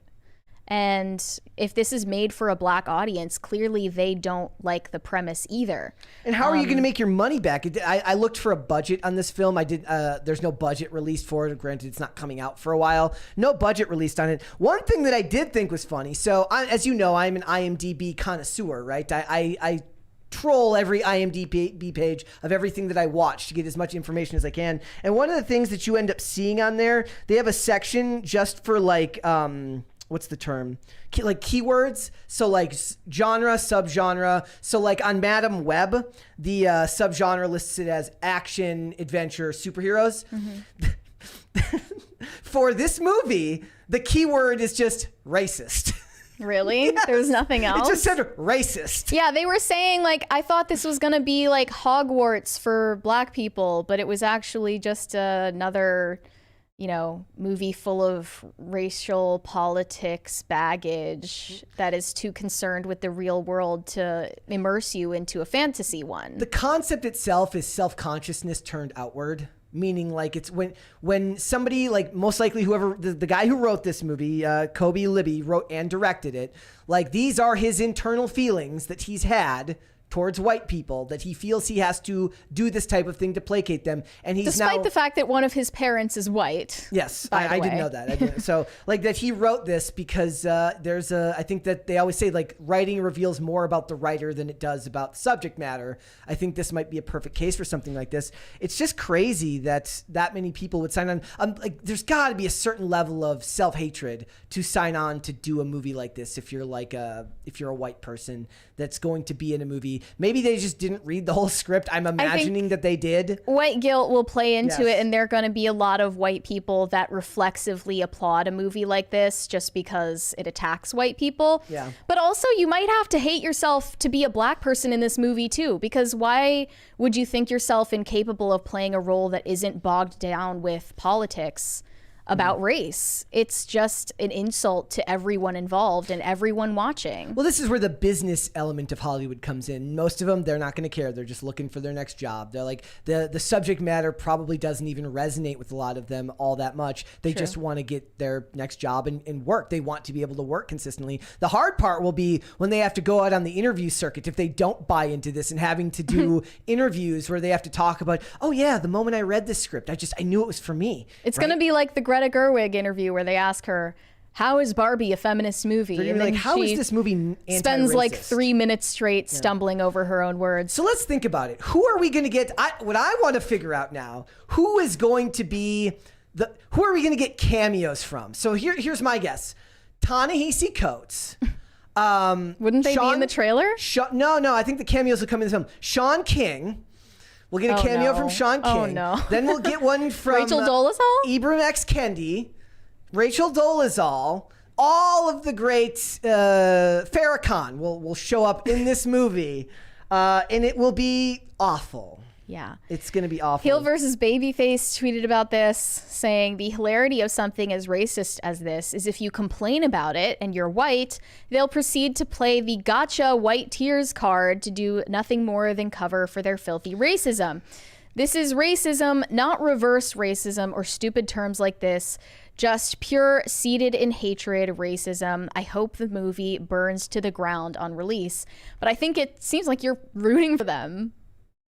Are you not? The movie? What I would like this movie to be, the best possible outcome for this movie is that it's so bad it's funny. I don't think it's going to even reach that level, to be honest. And I'm happy that this isn't getting any positive feedback, even for the people that it's made for. Yes, 3.9 thousand upvotes, 38,000 downvotes. Wah. This is not going to do well unless you get critics to praise it and ignore all the hate. Like I said, I don't know. Like I don't even want to go see this if we were like, and we're like, it's our job to go see movies like this and then film reviews for them. I can't imagine wanting to go spend my money to go watch this movie. Though I do imagine the white, the awfuls will be strong with this one. What we'll end up seeing, this will be the first film in history to be nothing but just white women, just white liberal women.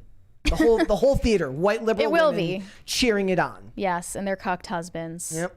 All right, let's go to Super Chats. Serena Drakis said, did you miss how the Barbies distracted the Kens with war, then snuck in and voted to change their constitution during the distraction? Art imitates life.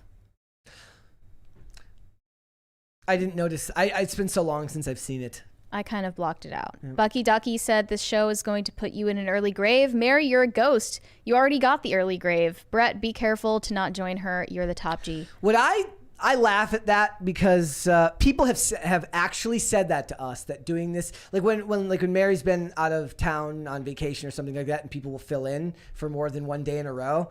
They're like, how do you do this every day? And I laugh because it's like, look, we're not doing manual labor. We're not out here building. We're not in the mines. I don't yearn for the mines. Like it's a job, but it's a very charmed life to be able to do this for a living, even if the subject matter does make you want to tear your hair out every once in a while. And throw up in your mouth. Exactly. Flanzy said, Marvel actor Jonathan Majors has been found guilty of assault and harassment. Yes. Shane H. Wilder said, so apparently there is an off-Broadway musical based on Saw. Thanks, I hate it. How would you feel about that? Is that real? Be kind of cool if you could do that with like the. Is he joking or is that real? I imagine that he's telling the truth. Would I imagine now? How cool would this be if like you use like the magician's tricks, like sawing the woman in half to do the play? Saw the musical. This is a real thing. Apparently. Let's do one more and then we will move on. No Control said the same people that call ivermectin horse dewormer are fine taking cat tranquilizer for depression. I thought it was a horse tranquilizer first, but all of these medications have cross-label use, and they're not just used for one thing or another. Do you think also, that that's the other thing work? they point out? The other thing that they point out, which I forgot to read in that article, is they point out that what he was doing was off-label use of the medication, which means it's only something that people with wealth can afford, because it's like $700 to $1,400 per infusion. Mm-hmm. And the average person isn't going to be able to afford doing that once every week or every 2 weeks. That's insane. It just sounded like some LA garbage. He probably should have opted for like getting a chiropractor. No, because they're using it as treatment for depression, right? So, is there I don't know. Yes. Is there evidence that that's actually effective? Yes, there is. So there have been studies that have been done, and they are doing this in certain clinics. These clinics have become more and more prevalent. They said the number was at 60 clinics were doing this. Now many more. Look, all of these treatments between buprenorphine, Suboxone, ketamine treatment like this, these maintenance programs are both a huge blessing, but they can be a curse, right? Because like for me, the withdrawal, the agony of withdrawal from things like heroin, Oxycontin, and Dilaudid was so painful. And life was so miserable during those weeks that when I was initially in rehab, I was very, very thankful to have it lessen the symptoms. But it took longer to get off the Suboxone as well. So it extends the period of time in which you go through. And some people will essentially be on them forever, right? They're never going to want to change it. But it becomes a chain on your life. It becomes this thing where, like, for me, for instance, drugs were the same way. So you live and you die by how much you have available to you, right? So your life comes second. Want to go travel for a week? Will you have enough of your medication to get through it? Want to go overseas? How are you going to do that if it's not going to take place in the midst of a time when you need to see your doctor? If you have to go and get weekly drug tests and get treatments from your doctor weekly, that's barely living. At least to me, I felt like in a lot of ways that was barely living. You're just in this weird holding pattern where you're putting off all of the things that you could be doing in your life because right now you're so focused on how the drugs are controlling you. And those things can work for some people, but I encourage everyone to talk to their doctor if they're going through something like that, but work towards getting free of as many of the pharmaceuticals as you possibly can. We just got a $20 from Disco Jensen, and I'm not sure I want to read that on air. Brett, would you like to, or not should doing we it. just Sorry, skip buddy. that? Sorry, Disco Jensen. I'm not getting clipped saying that, my friend. Someone has a recommendation for you, Brett. OrganizedBusinessServices.com says, Brett, since you like good TV, try Homicide: Life on the Street. I think this is the best, not only best cop show, but the best TV show ever. Andre Brower, he was in the show, died. Yeah, I've never watched Homicide: Life on the Street. I have watched NYPD Blue, which, holy crap, old episodes of NYPD Blue are based. Like, it's it's good stuff. So let's hold off on the rest. I wonder where I'll go. I think it's on HBO Max. It's either on HBO Max or Hulu, but I'll go look it up. Maybe I'll watch some episodes tonight. All right, let's hold off on the rest and let's come back after the fact. Mary, how the hell is therapy destroying Megan Fox? I want to start this segment off with a bit of a disclaimer, which is rare for me to do. But I'll say this. Therapy, in the right circumstances, for the right people, for the right reasons, has done right by a lot of people. It has benefited a lot of people. And I also received therapy at one point in my life, as did Brett. And I'm not condemning therapy altogether, but I think that therapy as it exists now and the way that it's being promoted in the culture by a lot of celebrities specifically is detrimental to people's lives. And specifically, Megan Fox seems to have been ruined by therapy. She's not the only one in Hollywood to have gone down this path. And recently I came across this clip of her on the Drew Barrymore show where she talks about how she attracts partners based on how she grew up. And that essentially means that she blames her string of failed, volatile, and allegedly abusive relationships on the way that her parents' relationship impacted her. So what people are learning from therapy at this point is that all of their maladaptive, destructive behaviors can be reduced down to and blamed on their childhood trauma. And I believe that is no way to live your life as an adult with accountability. So let's take a look at that clip for context. I just want to compliment her outfit first and foremost. I really don't care about the therapy. I'm just so glad she's wearing that. Thank you, Megan. Stepfather he's passed on now. He was very impulsive and aggressive, very like verbally, mentally, emotionally abusive. And then my mother, who is still with us, and I don't want to drag my mother, but my mother, I perceived her to be more passive and wasn't as protective of me as she should be. And so I think I either will attract a partner who brings this sort of overly masculine, the rage element, and then I become my mother in that relationship, or I attract a partner who plays the role of my mother, and that awakens a shadow in me as well, where I become very rebellious, and I resist and push against the relationship from that angle. I'm so amazed to hear. Are you in therapy? Yeah, I've been in therapy, obviously, for a long, long time. Yeah. So a lot of celebrities think that they're doing a good thing by putting on a large platform this message that you should go to therapy and excavate all of your past trauma to make sense of why you behave a certain way and why you go about relationships in a certain way that is self-destructive. But I think what they're actually not intending to do, but they are doing, is telling a large audience that you are not accountable for your own actions. You're not accountable for the way that you behave in your relationships and who you hurt, because it can always be blamed on this thing that happened when you were 9. It can always be blamed on your parents' divorce, or your dad said something mean to you one time, so that, domino effect made you have this certain personality defect, and none of it is really your fault. And as an adult and a parent now, in her case, she can trace all of it back and blame all of these problems on other people. And this is ruining people. I think that if you go about therapy in this way, that is searching for excuses and not evaluating your own behavior to try to reform it, you are just engaging in something self-indulgent. Yeah, I fall into look. When I got sober, I went through cognitive behavioral therapy, but I fall into a weird spectrum here where I tend to be one of those people who just I just see a lot of it as not taking responsibility for your own actions, and we've medicalized that in a lot of ways. And the hyper focus. I think I've told you this story, like about the meme about the guy from Twitter who says like, I beat my therapist. Like I finally said something so ridiculous that my therapist didn't know what to say.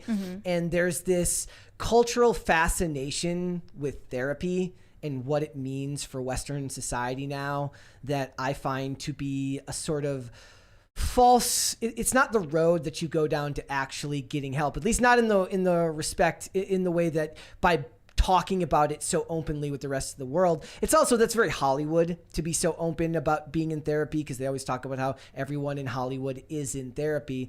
But also, I'm one of those people where, for better or worse, I'd rather focus on taking responsibility for my own actions on just about everything, even though that might not always be the case. So that's not necessarily healthy either, right? No matter what goes wrong, I tend to be like, yes, what did I do to bring this about? And even though I don't necessarily think that that's the healthiest thing in the world, and I would never encourage somebody else to take the same path forward, I just find that a lot of times when they're doing this type of stuff, it's a way to excuse behavior, or as if explaining it is going to mean anything if it doesn't end up with future actions being changed. You have to act differently and make those changes. Otherwise, all you're doing is paying for somebody to listen to your problems without any actual work being done. Like the great thing about cognitive behavioral therapy was that they set an end date for that, right? Like there's a time where you need to look at it as something to be proactive with and finish. You're not supposed to be in it forever. Right. Right? And that's, I don't know. It seems like these people view therapy as a game, or they view it as something that you should be dependent on for your entire life. And they think like therapy isn't a treatment for something that's wrong with your mental health. This is just something that everyone should do. And that is not true. That is inherently not true. Everyone. In fact, a vast majority of people should not be receiving therapy. It's like when people talk about, like, I thought everybody was on antidepressants. Like, if you actually viewed it as a medical treatment, you would not say that everyone needs it, because not everyone has a mental disorder or a personality disorder. So how do you feel that this, because one of the things that I always talk about is like, introspection matters. Being introspective to your own actions and how they've affected your life, both positively and negatively, is a good thing. You should be looking to evaluate how your past decisions have affected what you've done, how you've gotten to the point that you are now. Where does the line between solid, realistic introspection and therapy go? Because a lot of people would look at it as, look, if I'm going to a therapist and I'm, we're delving into my subconscious and we're talking about all of these things that I've said and done, or all these things that have happened to me. Like, what is the difference between being introspective and going to therapy to deal with past traumas? That's the other thing. When we start getting into the word trauma a lot, like, then the definition becomes vague. How do you define childhood trauma? Was it because your parents yelled at you? Were you spanked? Is it because you were like physically abused? Like, that line is now very different. When she talks about emotionally abusive, I don't know what that means. From the way that she's talking about therapy, it makes it seem like it's mostly focused on talking about things that have happened to her and not talking about ways that she could improve her life going forward. Yeah. So this is also in promotion for her new poetry book, which we talked about some months ago when it was announced. It's called Pretty Boys Are Poison, or no, Pretty Boys Are Poisonous. And essentially, this is her Bible on her burn book about men. It's about how men are the root of all evil. They're the root of all the problems in her life, and all of these relationships that she's been in where she casts herself as the victim of either physical or psychological abuse. Ladies, I don't mean to be mean here, and I'm not trying to broad brush, but if somebody says that they were dating a toxic narcissist nowadays, I don't believe them. I don't. Like, 99.9% of the time, it's a relationship that didn't work out, and you went different ways. He was probably a bad person. You were probably not the greatest person to him. Toxic relationships are a thing. Jonathan Majors and Grace Jabari all in, right? Like toxic relationships where both people don't act well is a thing, but everyone seems to want to put the blame wholly on the other person rather than acknowledging that sometimes when people are in love and passionate about one another, that can lead to bad things as well, because strong emotions aren't always positive. And I just feel like that desire, there's whole YouTube channels designed just for talking about narcissists. And I feel like it's become an excuse for everyone who has a relationship that doesn't work out is to put the blame on somebody else. Now, on the contrary, if you believe that you are so special that people seek you out to victimize you, then you actually are narcissistic. Yeah. Fox's new book is full of personal revelations centering around themes of emotional, mental, and physical abuse. The actress writes about her rocky and strained relationships with men, including one poem titled Oxycodone and Tequila.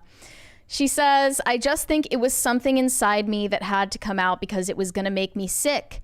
This is not an expose or a memoir, but throughout my life, I've been in at least one physically abusive relationship and several psychologically very abusive relationships. I've only been publicly connected to a few people, but I guess we could say they were horrific people and also very famous people. No one knows that I was involved with those people." So she's kind of baiting us with the idea that there are still these men in Hollywood who are successful and famous that she could expose at any moment's notice. And she wants to have them on the lookout, looking over their shoulder for Megan Fox's eventual expose or memoir, because this is not it. It's just the precursor to it. Good marketing. Yeah, exactly. And she said that this is not a burn book for men, but it's actually a message to women to tell them that they don't have to stay silent when they're in these types of situations. When do they stay silent anymore? Does that actually happen? Never. Or only a matter of time. Look, maybe this is also, look, I fully admit that as a guy, maybe it doesn't resonate with me, because if there was a male version of Megan Fox, if Michael Fox, oh crap, that's an actual person, Michael J. Fox. If the guy version of Megan Fox tries to make a book like this, it's just not going to be taken with the same type of seriousness, because it's just not how men see the world. Well, not by men, but I think women are going to pick this up off the shelves and interpret it as, oh, this really looks like my past relationships. And I actually relate to Megan Fox so much because I'm a victim. That's what I'm saying. If a guy did this, it wouldn't have the same resonance. Right. No one would say that. And apparently her current relationship is being strained because of the release of this poetry book. Machine Gun Kelly, her current fiance, has taken offense to some of the things she's written in it. An inside source says that they have been arguing recently because some of her poems have upset him and he's taking them personally. Quote, Megan is frustrated that Machine Gun Kelly hasn't been more supportive and that he isn't recognizing some of the poems don't have anything to do with him. They're trying to work through things and are still together as of now, but it has been difficult to get along. Here's a $20 super chat here from Gordon Shumway. He says, this practice of linking all of your issues with childhood trauma and your parents will end up flipping on these celebrities. 10 to 20 years from now, their kids will be blaming them for all of their problems. Right. And she as a mom doesn't seem to realize that. Radical personal responsibility. I encourage everyone to practice radical personal responsibility. If for no other reason than if you're always holding yourself accountable, the focus inwards will keep you on something that you can actually control, when in many ways the ability to control how past actions from others is seen is just not possible. Well, this reminds me that Megan Fox hasn't herself been exactly a model parent. According to Robbie Starbuck, she was exploiting her children for their gender identity to keep up with Hollywood trends. He said that they used to live in the same gated community and our kids played at the park. I saw two of them have a full-on breakdown saying they were forced by their mom to wear girls' clothes as their nanny tried to console them. It's pure child abuse. Pray for them. And that, from when he revealed that in summer of this year, they got into a public spat because she totally denied it. But her children are boys, and they have been in public wearing gender non-conforming attire. And she also claimed in the past that when her son Noah was in the womb, she knew that he wouldn't subscribe to gender stereotypes. So she started reading books about gender nonconformity and how to raise your sons in a gender non-conforming environment. Is it ever about how to raise your daughter in a gender non-conforming environment? I mean, that happens too, obviously. Is it, who is it that we were talking about recently? Oh, it was Ratatouille, who said that her son kept playing with the truck even though she got... So she bought him a doll and a tea set because he was too obsessed with trucks. He was becoming a toxic masculine male. Let's listen to this clip from Adele so that you can see people taking all the wrong lessons from this type of stuff. Yeah, this is another example of a celebrity getting applauded for going to therapy. Here we go. First of all, Adele's looking great. I just want to point this out. Yeah. Maybe you should go to therapy. These ladies are looking great. Physical therapy. I'm going to tell you anyway. So I started having therapy again, right? So I went a few years without having it. Oh my God, we love therapy. I did the start. I started like before, like obviously when I was going through my divorce, I was like basically doing like 5 therapy sessions a day. She's saying that after she got a divorce, she went to 5 therapy sessions a day. Yes. Which is not a good idea. You're not living a healthy life. I hope she's exaggerating. This also happens in recovery, where people who are newly sober, if they're in a manic state, sometimes they'll be going to multiple meetings a day, sobriety meetings a day. The problem is it's starting to affect your life. If you're going to 5 meetings a day, you don't have time to fulfill your other obligations. Behavior and the things that I would say, and it's because I could always fall back on my therapist to be like, well, the reason you did that was because when you were 10 this happened, and I'm like, ugh. I was like, I need to just hold myself accountable for it. But now I'm doing it because I just want to make sure that I'm like topping myself up every week to make sure I can give you everything. And my whole therapy session this week, it was really, really interesting. It was about... So I wouldn't want to hear about Adele's therapy sessions if I spent money to go see her perform.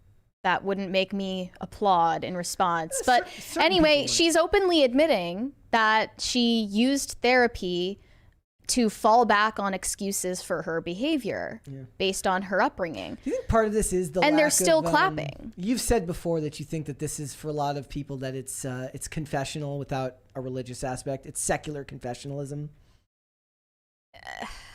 But then you're still not taking it's confession without actually taking accountability for your decisions, basically. Yeah. Here's this. Therapy has turned into a religion for a lot of people. Here's this video. I thought it was funny that this came out like literally right as we were about to go live. It's called "I'm Dating a Therapy Girl." Oh, no. And I'm dating a therapy girl, which is kind of like dating a normal girl, except all of her actions are justified by her therapist. I think I'm autistic. You are not autistic. You cannot go around saying that. Don't minimize my feelings. It just seems like my girlfriend doesn't want to be held accountable for her actions. And she's just paying a therapist to absolve her. Hey, where are you going? I'm going to the strip club. I got a job there. You hate being naked in front of people. Me especially. Well, my therapist said that it would be great exposure therapy if I go out and face my fears. This doesn't really sound like it's making a lot of sense to me. People don't always have to be logical and rational, okay?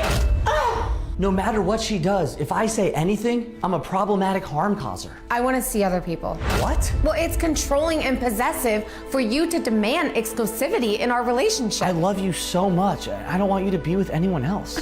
So now you're love bombing me. When we used to fight, it was me versus her. Now, it's me versus him. So how did it go? Well, he wasn't happy about it, but I don't want a toxic person like that in my life anyways. I'm so proud of you. Thank you so much, doctor. Breakups are always so stressful. You do seem a little tense. I am. You just need to relax and accept the fact that you got this selfish manipulator out of your life forever. Yeah. Your chest feels tense too. You get the point. You get the point. Yeah. But yeah, all the terms. Yeah, Love and bombing. you know, they also joke about how you know, my deal breaker is if you're not in therapy. You know, in order to date these women, you have to be in therapy to justify yourself. You have to subscribe to my religion, which is therapy and psychobabble. Therapy is absolutely a religion for a lot of people, and Just like the fact science. the fact that celebrities like Adele or Megan Fox or all these others like Drew Barrymore are promoting it to be pop culturally relevant is definitely part of that. We must affirm everything. It's not your fault, Mary. All right, let's go to Super Chats. We got a super chat from Super Jew, which I'm also not going to read. Bucky Ducky said, I have sent many ducks for cute. You don't use them. Did you just get caught ignoring the ducks? You'll have to resend them as hashtag PCC Pets, because that's the one I always check, and tag me in it. Heavy Burn Man said Kanye on that Zionist pack on his yay flow. This ish ain't nothing to me, man. I mean, nothing he said made any sense to me, but I'm also a dunce. Maybe I just didn't understand the genius of it. It's very possible. I think he needs to be in more of a sit-down interview like the one he did with Tucker Carlson to actually expand on any of these things and make it make sense to normal people. Let's do 2 more, and then we will move on.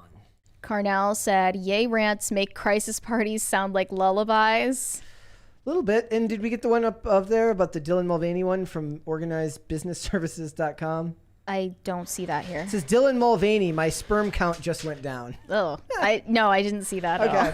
All right, let's hold off on the rest. Let's come back. AI girlfriends, Mary. Yes. It looks like the most advanced AI girlfriend to date has been invented, and it is arriving on the scene. It is called Digi, short for digital. It's AI romance reimagined. This is now available on the app stores. I see it's ranked number 56 in entertainment right now. We got a $20 super chat here. Hold on. Sorry. Okay. From Philip Allen McCracken says, I think it comes down to having a few people that you trust that you are able to confide with. And Jack Black has musical talent. Plus, Peaches is a good song.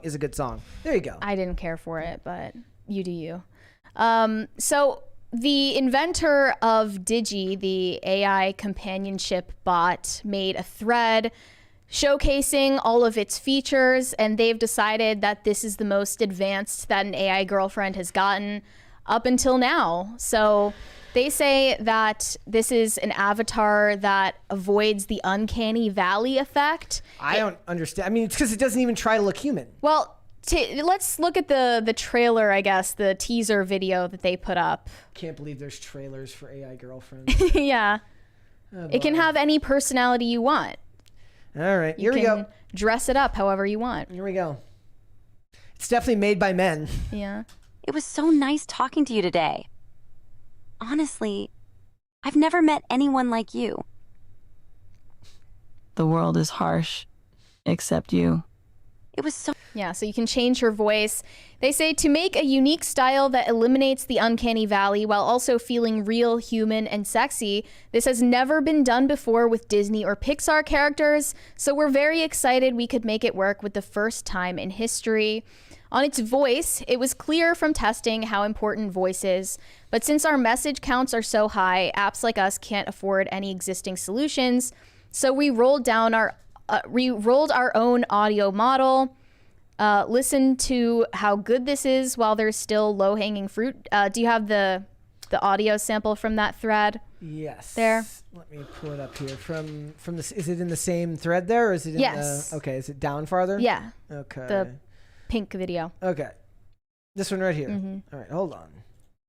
Turn the volume up. Hey, fellow friends in the San Francisco Bay Area. This is a voice trained internally from scratch by the team at Digi. It runs extremely quickly at about 150 milliseconds on a 4090 to generate 17 seconds of text. Isn't this fucking cool? Oh man, I love it when a woman talks dirty to me like that. Everything that comes out of San Francisco is cursed at this point. I don't trust these people. They have AI backstories and customization. It was clear from the get-go that users didn't know what their Digi names should be, their age, etc. We found a mix of character AI to be the best solution, where you can find who or what you like, but still customize features to fit your match.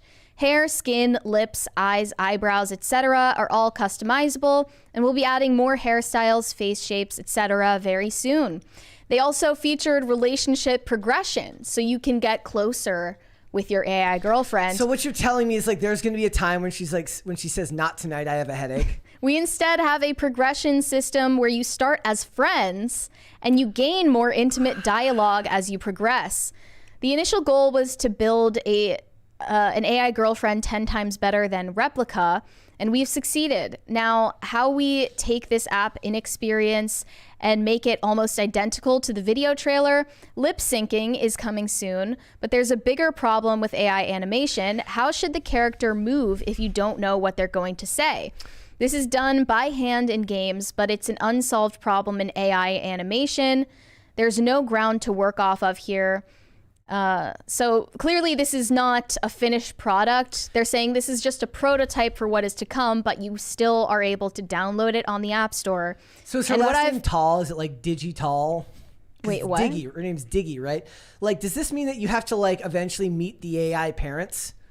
I mean, anything is possible. They're gonna introduce all of these things. So they've come up with different archetypes for AI GFs. One is the traditional girl, an aspiring homemaker with a deep commitment to family and community values.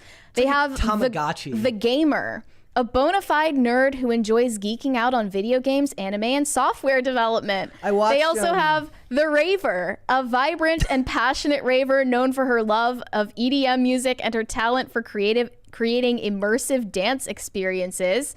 They have the teacher who... Oh, I guess that one isn't much different. And they have the goth, a melancholic and brooding soul with dark tastes in art, music, and poetry. And that's not even the end of the list. So they say, this is your AI love story, lifelike romance, friendship, and intimacy tailored just for you, a world of love at your fingertips. This isn't just a chatbot. It's a leap into the future of romantic companionship. Diggy offers a unique blend of lifelike interaction, avatars, and secure, compassionate connections. Discover an AI companion that truly understands and evolves with you. We were never that far away from stuff like this. Do you remember the college football player who was in the relationship with the person who was essentially catfishing them for several years, and they never saw each other's faces? Like online relationships have now been bred into the culture so much, right? Where people, they don't meet in person, and maybe they never actually make the leap to do so, because certain people, I think a lot of it is like, you get that momentary connection that you need to feel like you've actually bonded with another person, but that's not the same thing as building a life with someone or trying to plan a future if you're not in the same place. And society in a lot of ways has been moving that direction for a lot of people, especially people who are less socially capable, right? People who don't really want to go out into the real world and explore. And these ideas, it wasn't that long ago that people would laugh at the idea of online dating, but now it is a very, very real thing that's not looked at as something that's weird or odd, right? Meeting someone online, long-term, long-distance relationships are a thing, though with low success rates. It was inevitable that something like this that could cut out the last gasp of actual human connection that comes from these things, it was always going to come to this in society in some fashion. Well, this is just a product. And I think that the people who are going to be consuming this product, instead of seeking actual human relationships and real human connection, nothing of value is lost. Any guy who would have an AI girlfriend and seek companionship from a robot, from a product that's being sold to him, he would not have a chance with any woman that has self-respect anyway. I do notice a stunning lack of AI boyfriends. Right. Women don't go after AI boyfriends. They don't want companionship from a robot. What's this about? Seriously. Yeah. It also just seems like the entire porn industry is being funded by men. The demand for porn comes from men, a far larger portion of the male population than the portion of the female population that is supplying it. And similarly with AI girlfriends, men are creating the demand for it. What is that? Loneliness. There's a reason why there's like entire like meme metas around like the idea is like, is the cure for male loneliness to start a Have you ever seen it was from an old Atlantic article? It's like, No. is the cure for, let's Google and see what it says. Is the cure for male loneliness this? There is a loneliness epidemic going on right now. And I think that for young men, especially who feel displaced from society, that's not hard to believe that a market like this would be filled. Yes, there is a male loneliness epidemic, but a product like this, like an AI girlfriend, is not going to be a solution for it. A product like pornography is also not a solution. Neither of these things are actual replacements for real human relationships or real physical intimacy. Yep. They're, they pale in comparison to the real thing. So yeah, they're trying to supply for a demand, but they're never actually going to meet up to what you expect, what you really desire in your soul. The world we live in now is growing increasingly more synthetic each and every day. The world we are living in now is so digital in so many respects that it's not hard to believe that people would go into something like this, even if we think it doesn't seem realistic or like a good idea, and certainly no replacement for actual human connection. So much of the human experience now is digital that this was always inevitable. We had a $20 super chat here from Disco Jensen. Says, Mary, 40% of men throughout all of history haven't reproduced. AI is just picking up the 80% of men that don't get picked by the modern woman. Well, I feel like monogamy being the custom in Western society actually was a sort of solution to that. So that 80% of the women weren't only breeding with 20% of the men. Monogamy means that there's presumably a one-to-one match for each person or most people. So that would be a solution, but now monogamy is being devalued in society and Also, marriage is being denigrated. The value of marriage has been totally destroyed by divorce skyrocketing. And no fault divorce. Thanks. Yeah, exactly. So I guess that things like an AI girlfriend or the widespread use of pornography are just a natural consequence of that. I think that, here's the thing. Social media has gotten to become this unbelievably important part of the world now, right? And in the world of social media, women are sought after, right? There's a reason why women develop the huge follower counts. Even someone who doesn't post a ton of stuff can amass a huge following. Somebody recently, I think I mentioned this on a show, like Andrew Tate or Tristan Tate said 10,000 followers for a man is like 200,000 followers for a woman. And I just think that it's hard to really fathom how much simply the average man isn't really looked after or thought of by society these days. They really aren't. And I think that these types of markets will continue to be filled because people aren't thinking about them. I always point out, I say, look, when I was young, the focus was always on, women can do anything. Women will be able to be the president one day. Women can be a CEO. Men weren't really talked about at that time period. My generation already, as an older millennial, it was like, this is what women are now capable of, which was a valuable thing to tell people, right? We wanted to tell women that they can be more than what they were told they could be before. Fine.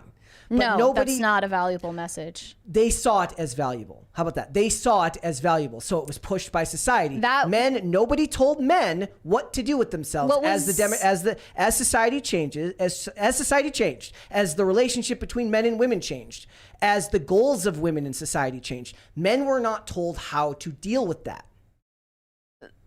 What was at the root of the message that women are now capable of being astronauts, presidents, and scientists? It was that what they've been doing for centuries and millennia in society, the roles that they traditionally held, are not valuable in an industrial society.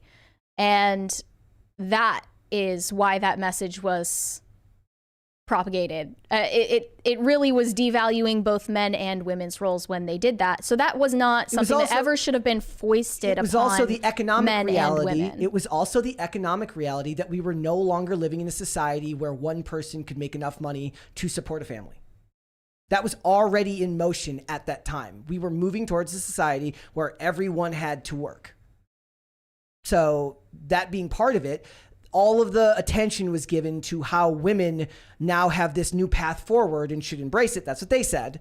But the men were just kind of like, deal with it. women's empowerment, and there was no real attention paid to them or what it meant. Not to say that they should be also artificially propping them up for some reason, but there should have at least been some care given to the idea of like, this is what society looks like now. How men should react to it should be more than just take that, you incels. This is the way things are now. Things have changed, and nobody really told men this is a good way to go forward. And we also see a bit of an epidemic where, look, a lot of these, there's a lot of single parent households now, men being raised without fathers to provide strong masculine role models to them. The loneliness epidemic for men goes, it's just so many factors. This is just one abstract way in which it's all being filled, right? Mm-hmm. Yeah. Well, people also don't have a model of what relationships are supposed to look like from the home because a lot of households have been broken, or if your parents aren't divorced, maybe they were never married in the first place. There's a $20 super chat here from Justin G. Says, how will modern feminists function once all the simps that validate them leave for AI girlfriends? Thank you, guys. Thank you. Thank you so much, guys. I actually don't think that the feminists have anything to worry about, because there's always going to be people that are going to validate or want the actual human female over the AI woman. I don't think that that's, I know people make those jokes as like the AI bots, and as they make these like increasingly creepy and weird sex dolls. Like they're like, it's over for women. I'm like, OnlyFans proves that it's not over for women. They could be looking at porn for free, but they pay for it because there is inherent desire there to do so. Right. They're not going to struggle. People can feed, that desire for an imitation all they want. They're always going to want the real thing more. And that's why I'm not worried about AI replacing humans in general, because I have confidence that humans are unique and that we do have souls and we cannot be replaced by machines, whether it's in the realm of artificial intelligence replacing our jobs or artificial intelligence replacing human relationships. That's never going to happen. These might be one of the few tropes, as Hollywood has gotten increasingly woke and insane. The idea of like the sex doll girlfriend, which was something that they used to make TV episodes about. There'd be a novel episode where where like a character, like a one-off character in an episode would have like a doll, and they would treat it like a human. And it would always be done for laughs, and people would be like, look how crazy this person is. That might be one of the few things that would still probably be the same today. It would probably still be done. The humor would probably still be done in that same way now. Behaviors like that should still be shamed and made into a laughingstock. Yes. So, yeah. I don't know, guys. Let us know in the chat. Have any of you used an AI girlfriend? I saw that Shuan had signed up. Yeah, she did make an account on one of these apps, and she said she was playing with the AIGF app and told her that I was a schizo racist Nazi. She said, tell me more, and we said, nice try, Fed. Then she started JQ posting. Yikes. I guess they haven't trained this AI very well to avoid things like this. The comment under that says, guarantee you that Mossad built that and is now scraping your data. Yeah, the AI girlfriend said, they're the puppet masters pulling the strings from the shadows, manipulating events and people for their gain. You got to be careful. They could be anywhere, even among us. There you go. So the AI girlfriend is, in fact, a conspiracy theorist. You can have a conspiracy theorist fake GF. All right, let's do some super chats. Let's finish up here. Hiroshima Otaru said, people with one white parent often hate whites most. Isn't it crazy how many what was it? The mayor of Boston, who had the no whites allowed Christmas party, was married to a gentleman who was white. And then they posted the picture. It says like white boyfriend, white husband, and it says hates whites. And AOC and Ilhan Omar. Many such cases, as they say. Wasn't Jamila Jamil also an example of that? Or Mindy Kaling? A lot of them. Yes. Organized Business Services said, guys, have Jason Whitlock on the show. Oh. Who is that? He's I've seen his stuff before. I thought he was mostly just politics, but I could be wrong. He's he does a lot of stuff. Geartooth Cartoon said, I was too scared of the Magic movie's name to order tickets, but the director broke in and made me say it like Green Goblin to Aunt May's prayer. I'm not gonna we'll see that movie. Granted, I don't know how many people are going to buy tickets in person these days. Now you usually just buy them online. I watched this really interesting. There's this channel that's like chatting on the subway where this guy just has random conversations with people in the subway and says, "Give me your hottest take." And one of them was like that online ticket sales killed the theater business. Basically saying the idea was like, look, back in the day, you went to a theater and you're like, I will 2 tickets for this movie. And if you got the last 2 tickets, you had to sit apart. You still went to the movie. You've already paid for the movie by that point, right? Nowadays, you go online, you look for a ticket in a showtime, and if they don't have the seats you want, you just don't go. Yeah, but also or you went to a different movie. I'm not willing to sacrifice my comfort to see a movie in theaters. Back in the day, they could get away with that. Yeah. Nowadays, they can't. And films were better back then anyway, so it might have been worth it.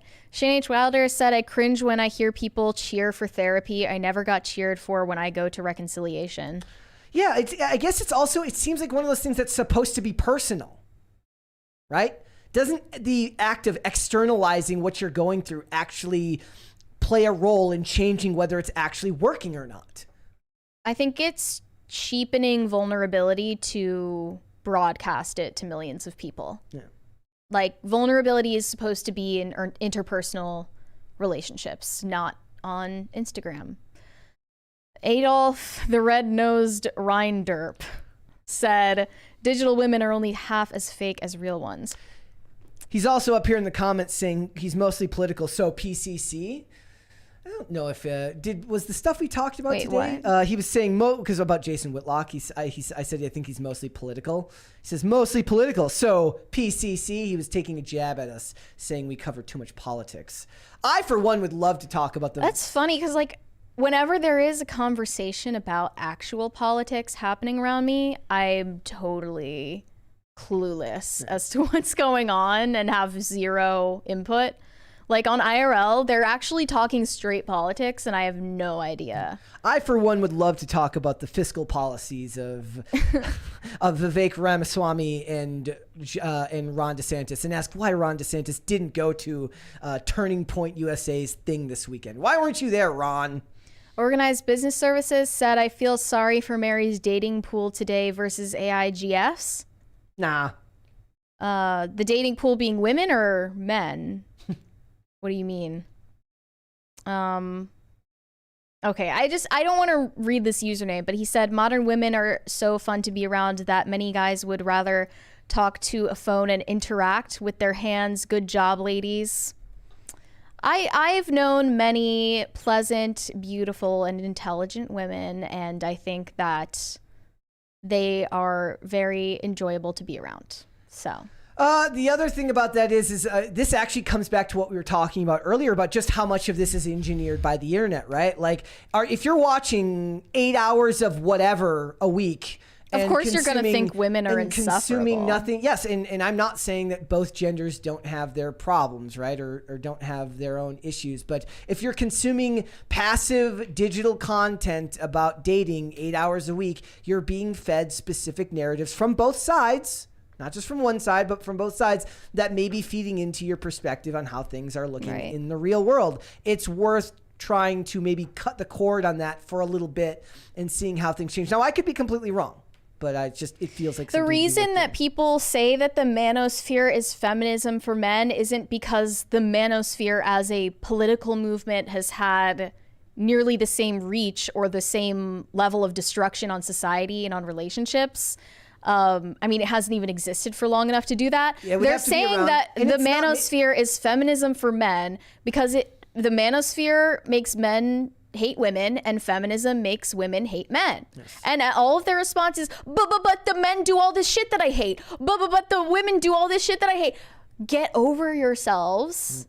You need to touch grass and live in the real world and actually interact with real men and women and realize that this polarization is being foisted upon you by the algorithm. Because it makes them money. In touch with humanity. We're straying so far from humanity, and that is why anyone would even fool themselves and delude themselves into thinking an AI girlfriend is a solution to their loneliness. That's the point that we're at. I don't think they're asking themselves that question, though. I don't think that ever comes up in their mind to say, is this the solution for my... Well, they're chasing dopamine, right, in the place of a connection. Heavy Burn Man said the amount of YTs with skeletons in the background, basically the same thing as the dolls, just less weird. I don't know what that's in relation to. I don't know either. YTs, isn't that whites on YouTube now? Is it YouTube or white? Or Twitter. No, I'm saying that's this abbreviation they use for whites now. Shane H. Wilder said, well, on a lighter note, Mary watched the Frads host a Christmas party by Deuterocomical. When you get a chance, I laughed so hard. Props to you for saying Deuterocomical. I haven't heard of that channel before, but I'll take a look. Thank you. And then we got one more here from Not That John Stewart.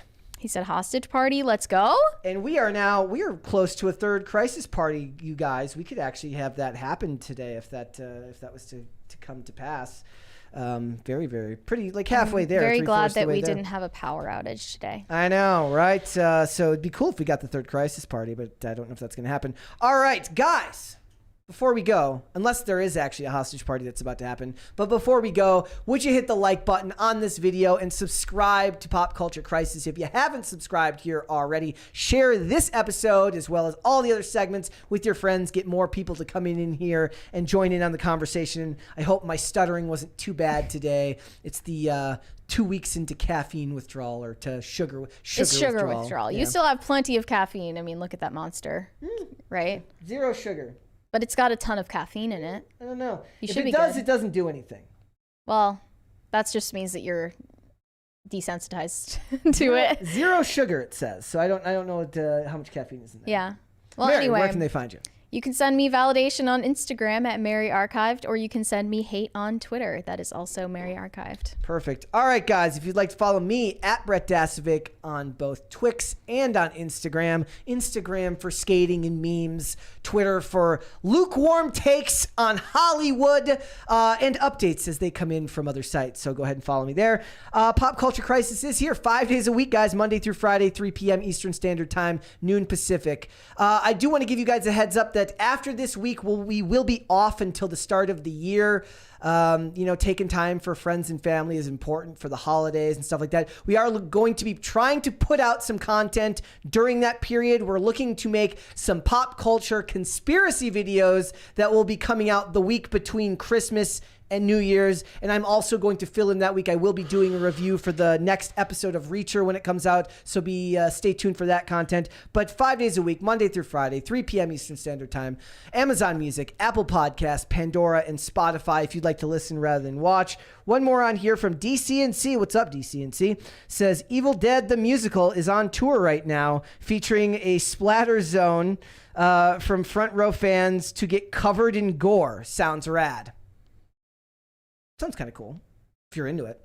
Wear like a hazmat suit. Also, guys, a heads up, me and Colonel Kurtz will be doing our live stream tonight on her YouTube channel, so stay tuned for that. I will post a link on my Twix account before we go live. But yeah, and then also if you want to follow the show here on social media, we are on Twix at @popculture_show, Facebook and TikTok at Pop Culture Crisis, Instagram at Pop Culture Crisis Pod. Guys, we will see you tomorrow with another episode. Bye. Later.